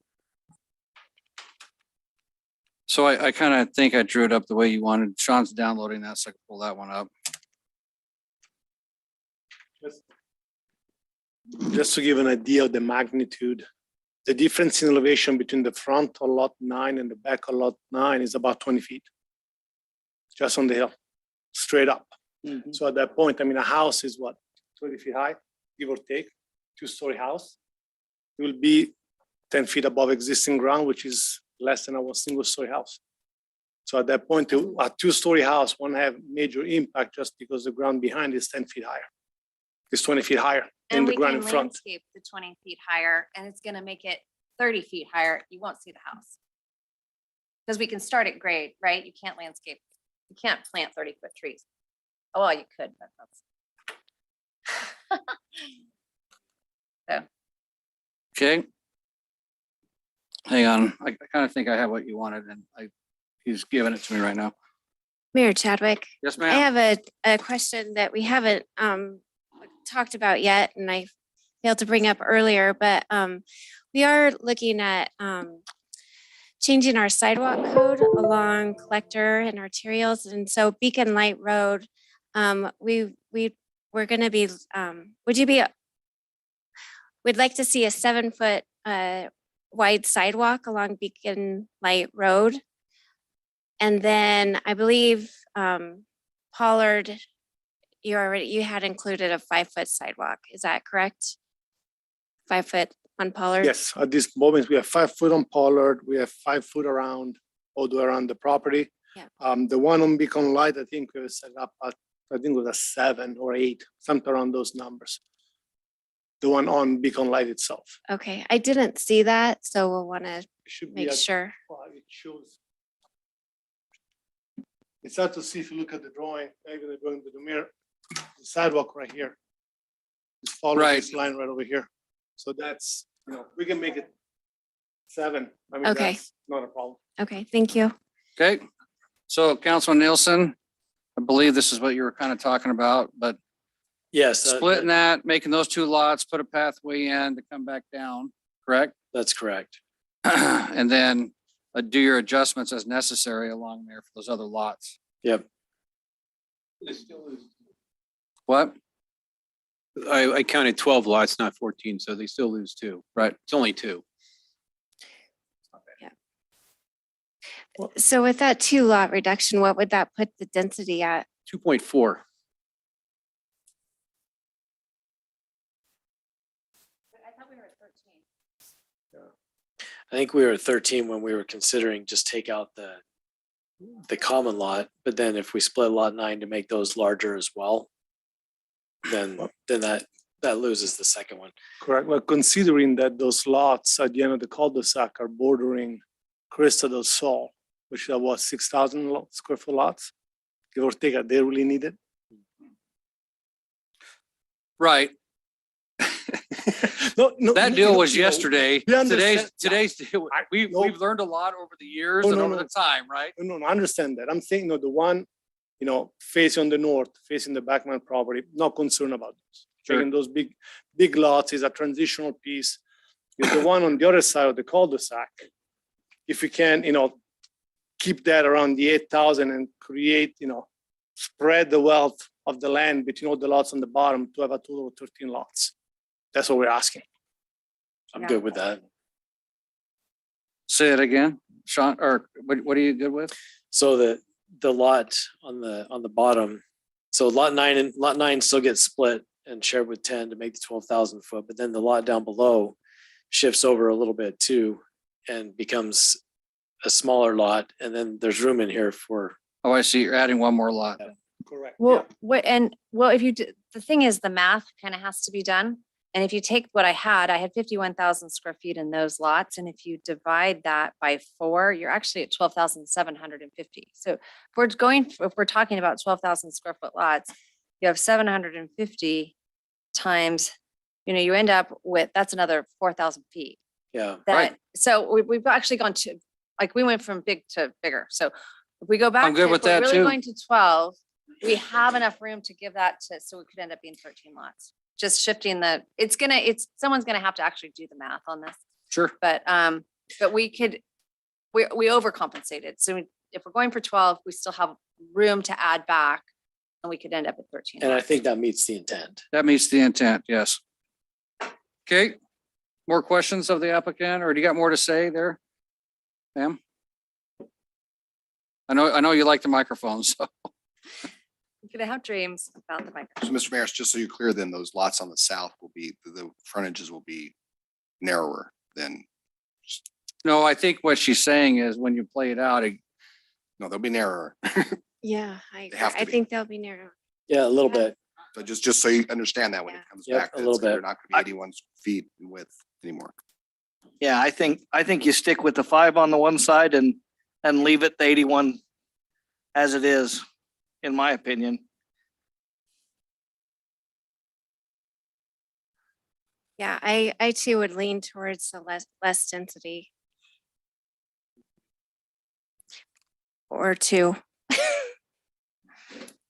so. Well, hold on. I'm not sure that, I'm no mathematician here. Maybe this is important that it comes back with math correct, but it's drawn up here as 12,000 square feet. Sure. But the divisions are actually 12,750. Correct, but that's why I was talking about shifting it over. And so if you shift all that over to make it 12,000 square feet, there is room with all these lots actually to stay the same, Right. or maybe even increase a little bit. Be close. It'd be close. Be Yep. close. And I would say,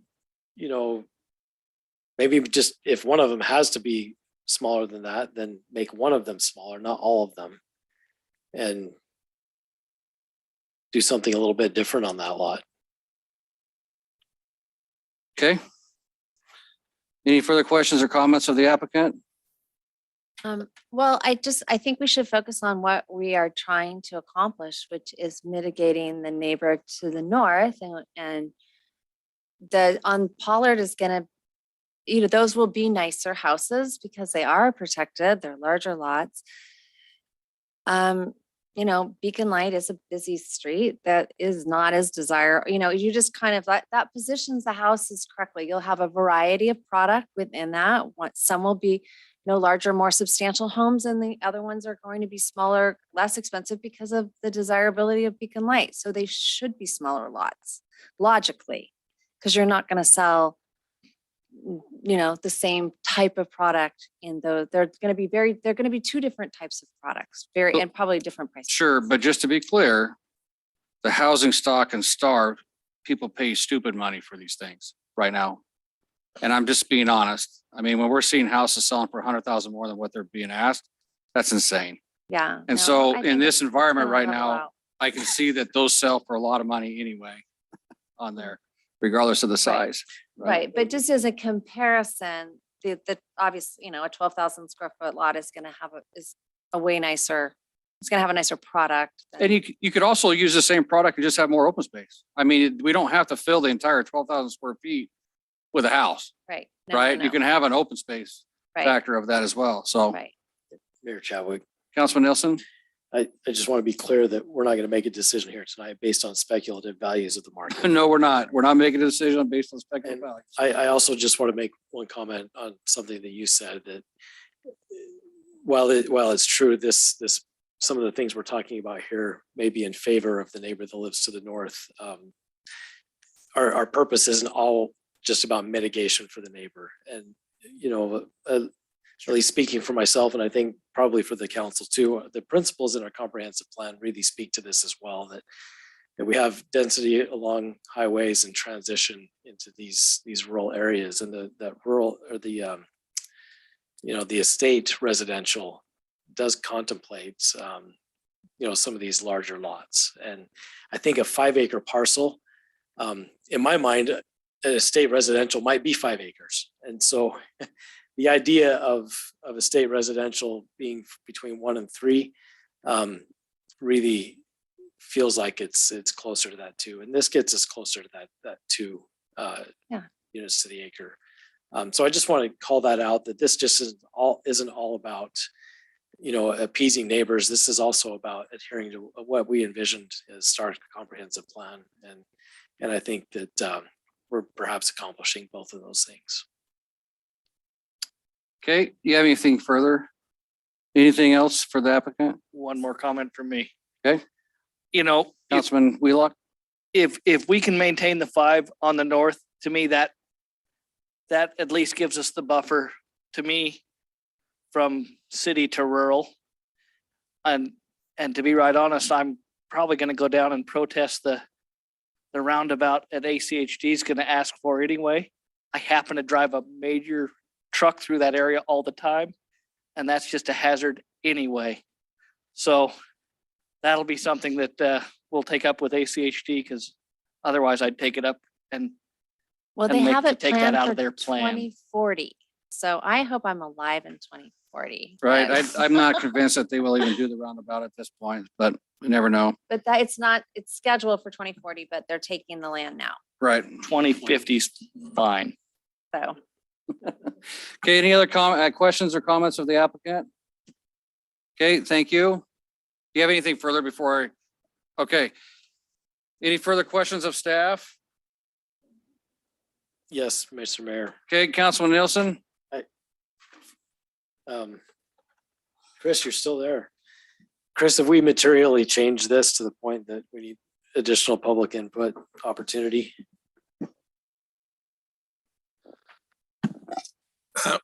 It's a less significant impact than what you had, presented to you, meaning the densities are lower, the lots are bigger.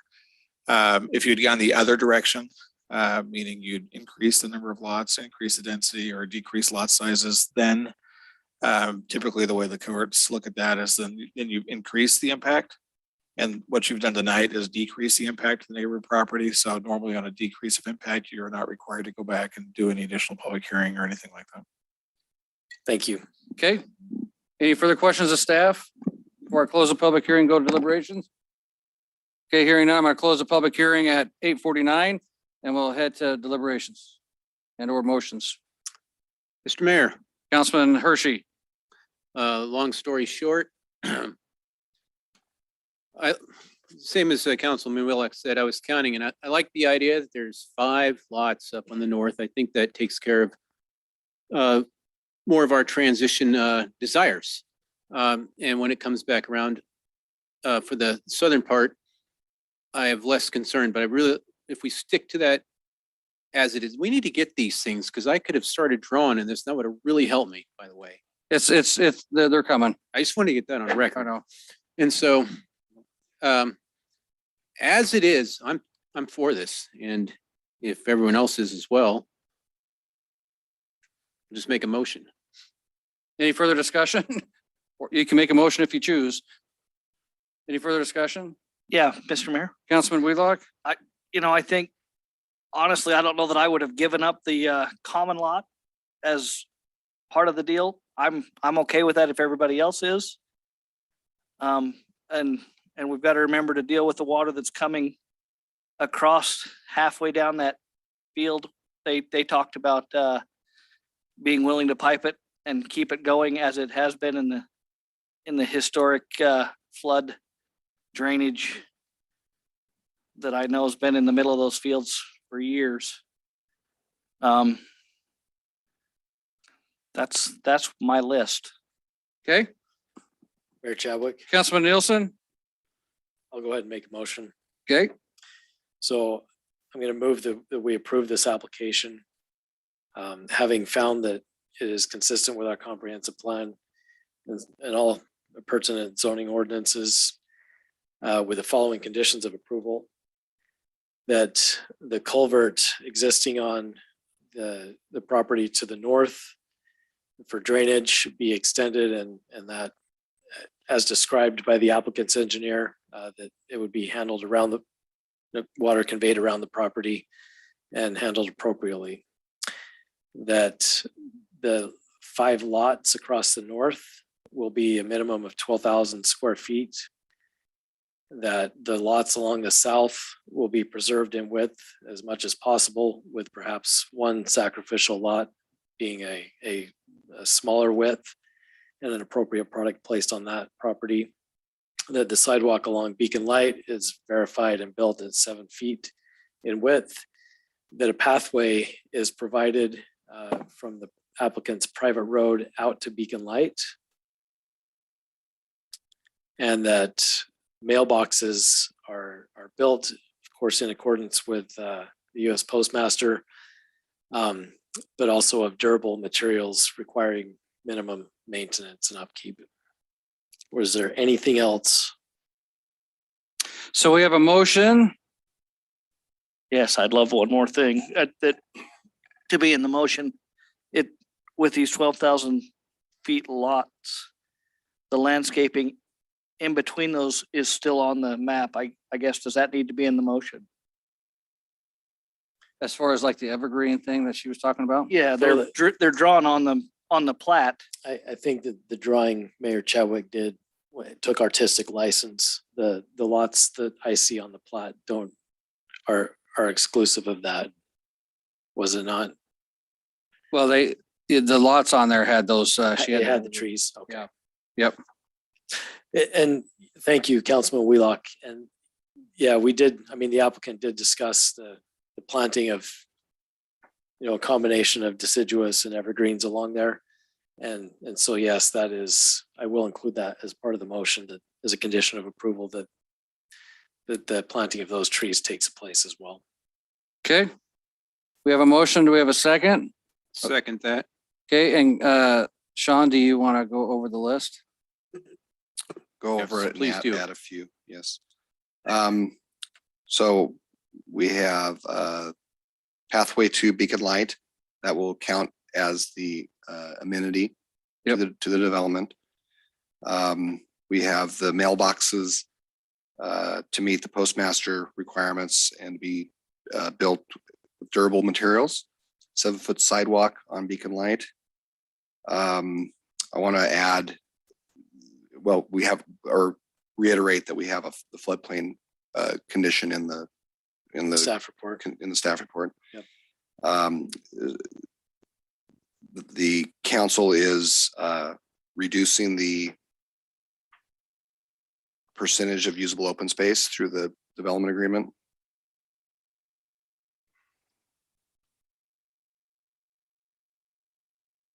Staff recommends that we put a condition in the findings to provide to staff a revised preliminary plat and landscape plan with the discussed changes For the development agreement? to be before you for the development agreement for Yep. your review. Maximum of 13 lots. Drainage concerns satisfied. I guess which would include the culvert extending and the drainage managed throughout the site. 5 lots on the north with a minimum of 12,000 square feet. And within that revised landscape plan, show a combination of evergreen and deciduous On the trees property line. on the northern property line. Okay. You want to amend your? So, motion? I'll amend my motion to include the one condition, staff, that they provide Sean, that you mentioned, they provide a new preliminary plat plat and landscape plan. And I did not intend to specify a combination of deciduous and evergreen. I think that was the applicant's idea. I want to leave that open. She seems like she has a really good idea for how to make that look. Just, I want to make sure that happens. And that's why that's included in there. Got it. Yes, Okay. Just so you amend your motion, The motion has been amended. you got a minute second? Just one question, because I have 2 spring tree applications. Does this conditions of approval have the ITD in there, because only one of those shows that, the ITD proportionate share. Is that mentioned in the conditions of approval that you are looking at approving or adding this to? Yeah, we just don't have Okay. number, we don't have numbers Oh, yet. no, but I we don't have need the number, it just we has the have agreement. The condition, the standard and- condition. I will say that that's the first time I've ever heard sacrificial Lots. plot. So I don't know how to interpret that. But other than that, I second. Amend a Five second. second. Okay, any further discussion? Mayor Chadwick. Councilwoman? Do we also need to include the private road? Oh, yeah, the private road request? Good point. Yes. Thank you. Yes, thank you.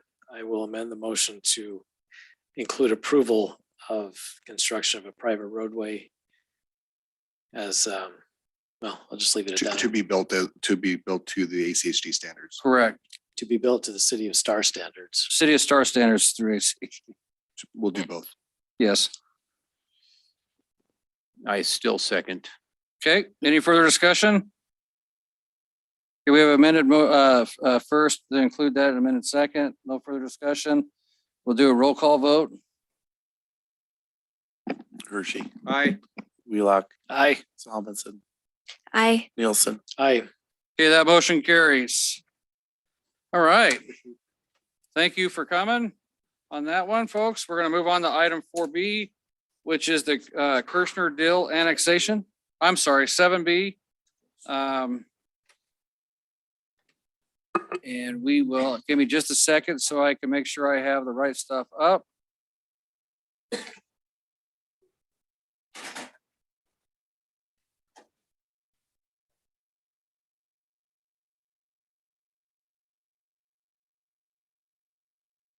I think you just needed those 2 pages, correct?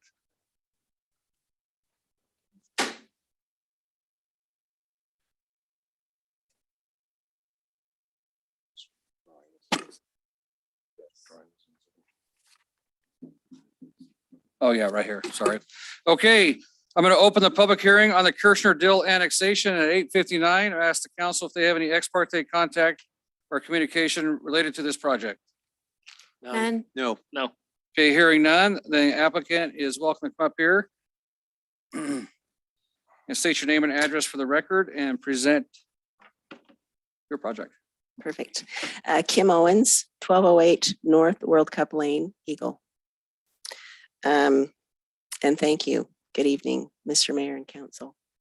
I'm just here simply to represent the Dills and their request and their application for annexation and zoning their property.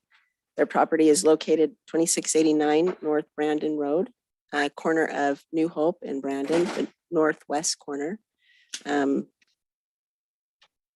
Southwest, sorry. That's right. Southwest corner. And currently it is RUT R1 zoned, but we are wanting to annex into the city of Star in the county. With an R1 designation, right? Correct. Yep. Currently R1 designation. So the aerial on page 26 just shows the property right where it's located that I just described. And then page 27 shows the proposed split that we're wanting to do eventually with property.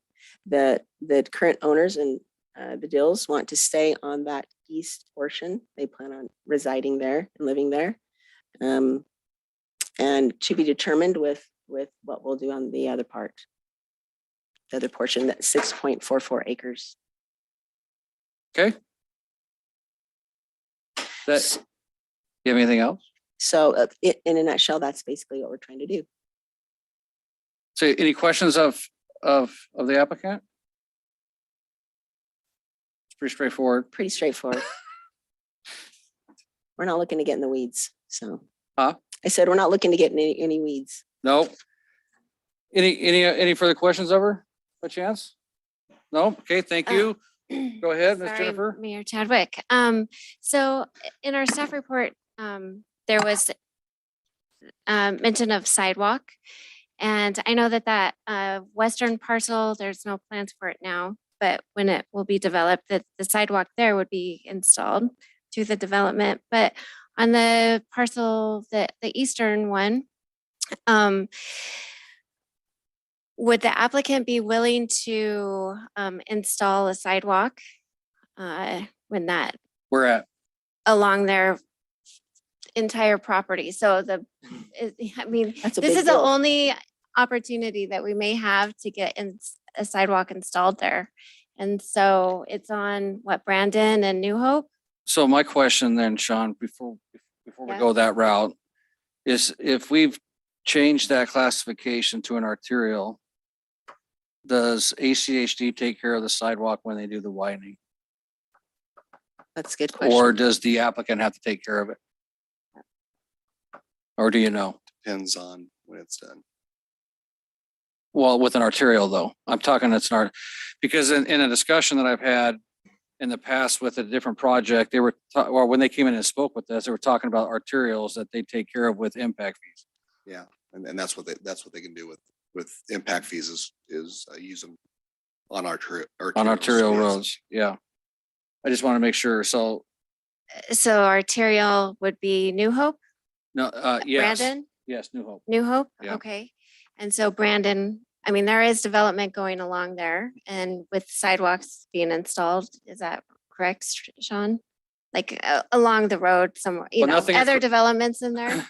Down south on Brandon, there are, yes, on the north, Okay. on the east side, I believe, right? East side. Is there anything Yes. on the west? Yes, the Haven Creek, Haven Ranch Haven Ranch. to the south of this is also installing sidewalk along Brandon on the west side. Okay, it's just, I'd like to see us plan for sidewalk in the future. So if we need to do it now, we should. So staff did make a recommendation that it could be done at the time of the development of the western parcel. So Right. you can build that into the development agreement as a condition if you choose. Okay. Did you hear- So in other words, it might Yep. not need to be done immediately, but there Yeah. will be the ability when the property because the intent is to split the property and most likely develop the western half. So you could delay the construction of the sidewalk on the corner to that development. And so it's all built at It's all the built at the same same time, time, correct. right? Right. Help save some costs. Because there are going to become some concerns. There is a ditch that runs along. Correct. I was going to the mention that. Brandon and also a portion of New Hope Oh, that yeah. is going to have to be negotiated with the HRM lateral guys. Okay, That answer your question? that does, thank Okay. you. Thank you. Any further questions of the applicant? No? Okay. You might as well just hang out there because I Okay. don't have any, I don't have anybody signed up to speak on there. We just have Mr. and Mrs. Dill there that are for it, obviously, right? But not wishing to speak. So if you wanted to add anything to it, you can. No, I mean, they're kind of locked into Right. everything else around them has been annexed. So it seems like the natural thing to do. They've lived on this property for 17, 18 years and they can't really farm it or have people lease to put livestock or animals. And so it's the right time for them to do something of this manner. Okay. If you guys don't have any further questions of the applicant, I can have her sit down and we can close the public hearing. Nope. Nothing left? Okay, thank you. Thank you. Okay. Mr. All Mayor, right. staff wants to point one thing out. Staff is recommending a R1 zoning designation at this time with the understanding that when the western parcel does come back, that they'll more than likely be asking for a new rezone to meet our comprehensive plan. So didn't want there to be any misconceptions that if you guys zone it for R1 now, that it can't be rezoned in the future to meet the comp plan. Sure. Got it? But it is your choice. But just wanted to get that on the record. Okay. All right. I'm going to close the public hearing at 9:06 and move to council deliberations. Mayor Chadwick. Councilman Nielsen. So I appreciate the call out by staff on the zoning. I think all property can be requested to be rezoned at any time. And what we're doing here tonight, if we do this, creates an entitlement that will go with the land and may or may not be changed in the future. So it's an R1 and there's no guarantee that it'll become anything else. So I think that the converse of what Sean shared is also true, right? So I'm satisfied with the R1 zoning. It isn't exactly what's shown on the comprehensive plan map, but it is a reduced density compared to that zoning. And I'm happy to welcome Kirschner's to Star. So with that, I'll make a motion that we approve. Okay, And I'll put as conditions of that motion that we include in the development agreement, the construction of the sidewalk along Brandon Road be developed either at the time that the western portion of this property is developed or at an agreed upon date as part of that development application to coincide with construction of the sidewalk along New Hope Road. And that will be, is anticipated will be done using ACHD funding as that road is widened and classed as arterial. okay. You got more? Oh, sorry, Brandon Road also. I think you said Brandon Road. I said Brandon Yep. Road. Oh. Yep. Both roads then. Yep. Okay, sorry, missed it. Okay, we got a motion. Do we have a second? A second. Got a motion, a second. Any further discussion? Okay, hearing none, roll call. David Hershey, Aye. Wheelock, Aye. Salmonson, Aye. Nielsen. I All right, that motion carries. Welcome to Star. Thank you. Okay, we'll move on to item 7C. This one was tabled from December 21 to today. We need to table it again to March 15th. This is the comprehensive plan amendment for the South of the River Plan. We are just getting the updates from our consultant that we actually have a staff meeting on here coming up. So we need to just have you guys table this again until March 15th. All right, Mr. Mayor, Councilman Hershey, I move that we table the comprehensive plan amendment, South River Plan, until the 15th of March. okay, we got a motion. Do we have a second? I second it. We got a motion, a second. Any further discussion? Hearing none, roll call. Hershey, Aye. Wheelock, Aye. Salmonson, Aye. Nielsen. I Okay, that motion carries. And then we could continue on. I'm sorry, we could continue on with our discussion with the UDC. Guys choose. Yep, we got a few minutes there. And I just so the UDC, for those that are asked us, a Unified Development Code. We do have some updates that we've been talking about for the last couple months. And I believe Sean was just going to continue on with those as we move forward. And then if you guys have UDC requests, did you have one tonight, Jennifer? No. No. If you have some updates to the UDC, please provide hard copies and an email with the codes sections you want to update to Sean so we could bring it up in a public hearing later. Okay, Mayor Chadwick, Councilman. did we capture all of those that were discussed a couple of months ago? We did. So we haven't finished this page. We have let me see if I can pull it up here. We haven't finished the page of UDC adjustments, revisions yet. And he has been, Mr. Mayor and Council, the intent of staff is to bring back another updated red line copy with what we've already discussed and what we continue to discuss over the next month and a half. And the intent is to have this back before you, hopefully in early April for public hearing and adoption. that answer your question there, So Councilman? any questions you have between now and then, as you guys go through the plan or that code, please email me or call me and we can discuss in more detail. Would it be possible to get that placed on a SharePoint where we could all have access to it and get in and look at it? Oh, yeah. You can turn around and say, hey, Sean, I agree with, this one and this one and this one, or these suggested changes, and you just give them to him.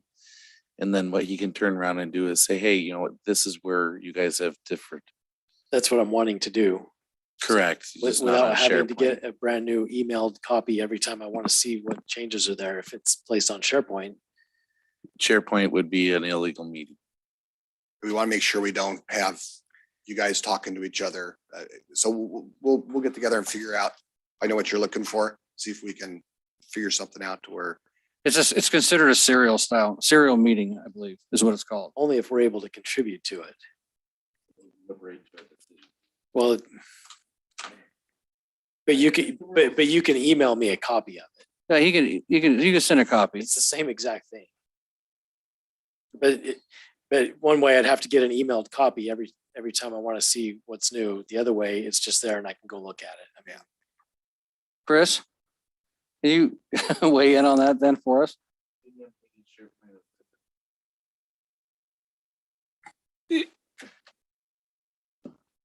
A meeting under the open meeting law is where you've got a quorum of the council that's meeting to either make a decision or deliberate towards the decision. So depending on how the SharePoint works, if all that is placing like a PDF or something on the like a Dropbox or something like that, right? Where everybody can go access it and look at it, but there's no deliberation. It's just an opportunity to review. It's provided by staff. As you know, you can always talk to your staff. And it's not a quorum conversation. And then I think it's probably, Councilman Nielsen, probably more along the line how you're describing it. It's not any different than if it's just an email that goes out to everybody. It's a living, working document. And nobody is, but as long as if it's like a Google Doc and you're all in there making changes, then I think that's exactly what Jacob's talking about, where you're doing a lot of deliberation outside of the public. But if all it is an access to go view something, I don't know that it's a whole lot different than than email or even than your council packets, right? Because they're on the internet, anybody can go look at it at any time. And when they're changed, you get an email that says, hey, we've modified the agenda or we've changed something in the packet, you can look at it, but you're not commenting on anything like that. So I think what you're describing to me sounds like it's something like that, which would be okay. yeah, and I appreciate the distinction because when I say SharePoint, what I really mean is, can you just share it via Office 365 read only to the council? Or can we create a spot on our website where we always, they'll just update it, Where the updated version is. where I mean, everybody can go see it, just like we did with all of those Willowbrook. things accomplish the same goal. Yep. I say SharePoint because behind the scenes of Office 365, it's SharePoint, it's the technology. So I apologize. He's IT, remember that. Just share the document, read only, so that we have a place where we can go and review it. And on an individual basis, not creating a meeting or collaboration, no contributions. It's read only. Now they can collaborate with me. Correct. Staff, you Right. just- You just can't collaborate back. Make sure your microphone's on, Sean. I can't collaborate back with them. I think I can. You just can't turn around and say, well, Trevor says that he'd like this. No, but I can talk one-on-one with each Correct, yep. of them. Okay, I think we're all on the same page. We're on the same We'll page. make sure it gets done. Okay, Sean, for the next 15 minutes, you want to go over the different things here? Yeah, Continue on. it's not even gonna take that long. We'll just start with, I'm just gonna summarize what staff is currently working on. We've already gone through half of this list, so I'm just gonna take up at page 70. So we're gonna, staff's gonna, that's the Michael Key's transitional lot definitions that were adopted as part of the comprehensive plan that we're putting into the code. We're also going to do some addressing updates on how properties are addressed, excuse me. One of the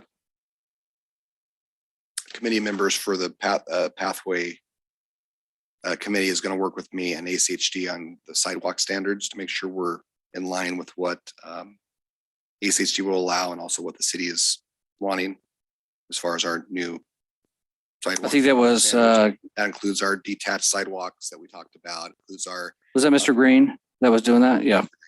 Yep. includes our widths on our arterials, our collectors, things like that. Update of food truck ordinance. We'll update the private road standards. So let's go back to this food truck one here, Sean, because that seems to be a hot topic lately. Is this something we're going to talk about, updating the number of food trucks allowed in the city? Update the number of food trucks that we allow permits for? It's up to you. I mean, right now we allow 1 per 3,000 population. I think that's a good number that allows us to have probably 4 and getting up to 5 here before too long. Right now we have 2 active. So we have a list that we maintain and go back and forth. So we just want to kind of clean up some of the standards, and we'll bring it back to the council for review. You guys can decide at that time if you want to add stuff, you want to completely change it, you want to not allow them at all. I mean, it's really up to you guys. I don't think there's been a problem. We did have some problems with one of our bars in town as far as their maintaining the food truck that they had approved, and we've remedied that. So, but with that, I want to add some standards based on that experience to make sure we don't have those problems again. Okay. And then secondary dwelling unit update. We just want to clean that up a little bit. Short land use division standards. That's the staff level preliminary final plat review that we currently have. We're just renaming it and cleaning that up. And again, I'll have those standards redlined for you guys to review in more detail. Developer responsibility updates. That's working with Ryan Field on some of our code enforcement issues, some of our issues with start times in the mornings for contractors and weed abatement, things like that. So we want to beef those up and make sure those are part of our zoning ordinance, give Ryan more teeth to go out there and and then we'll obviously have the South of the River section back to you to review the code portion of that. So backing up just a little bit, because there's 2 big things that we're going to have to get into more detailed discussion on. One is the horizontal apartment discussion. We kind of we started that at one point, and staff did not really get a good direction from council. So I think we need to open that up and just spend some time, decide how we want to attack that and provide some sort of standards that we can apply to this newly changing phenomenon of housing. And then the other one is the setbacks. And I think that it would be really helpful if we were to invite the fire department to come in and be in as part of that discussion, and maybe a couple of members of the development community. I think it would be nice to hear both sides of, the good, the bad. I think, and in talking with Chief Tominski today, it sounds like he's been doing some research and talking with other jurisdictions, and I think he's understanding a little bit more. So I want to have him discuss with you guys his thoughts, and we can come up with the standards we want to put into our code. So that's going to be all of our building setbacks moving forward. So I think it's important for those two items. I think are important discussions that we need to take a little time with. The other stuff I will give you guys red lines, and we can go over them as needed. Okay, that's my brief. If you, I don't know, I think Councilman Nielsen, you had some suggestions at one point too. I think that you have thought about, if you could think about those and write them down. Well, I think that was part of my question up front, because I shared those in, a couple of months ago in council. Okay, so it was, I think those were captured at the time. Okay. And so as long as they were captured, or we can go back and recapture those. I'll go back and listen. It's good. It's been a while. I'll go back and look at my notes and listen to the tape, and I can summarize that. And then when we have that discussion, you'll see what we were talking about. We obviously have a new council member that they get up to wait to speed. get involved. And I'll add one here tonight, and that is zoning classifications for, like, when we say R3 today, that's an average over the property. But zoning classifications, so the R3 means R3. So actual 1/3 minimum acre lots. So lot size discussion. Yep. Okay, Does that mean R3 not to include roads? Yes. That means minimum lot size. got it? Yep. Okay. Anything else to add to some of that for Sean right now? All right. Thank you, Sean. Thank you. All right, we're at adjournment. It's 9:22 and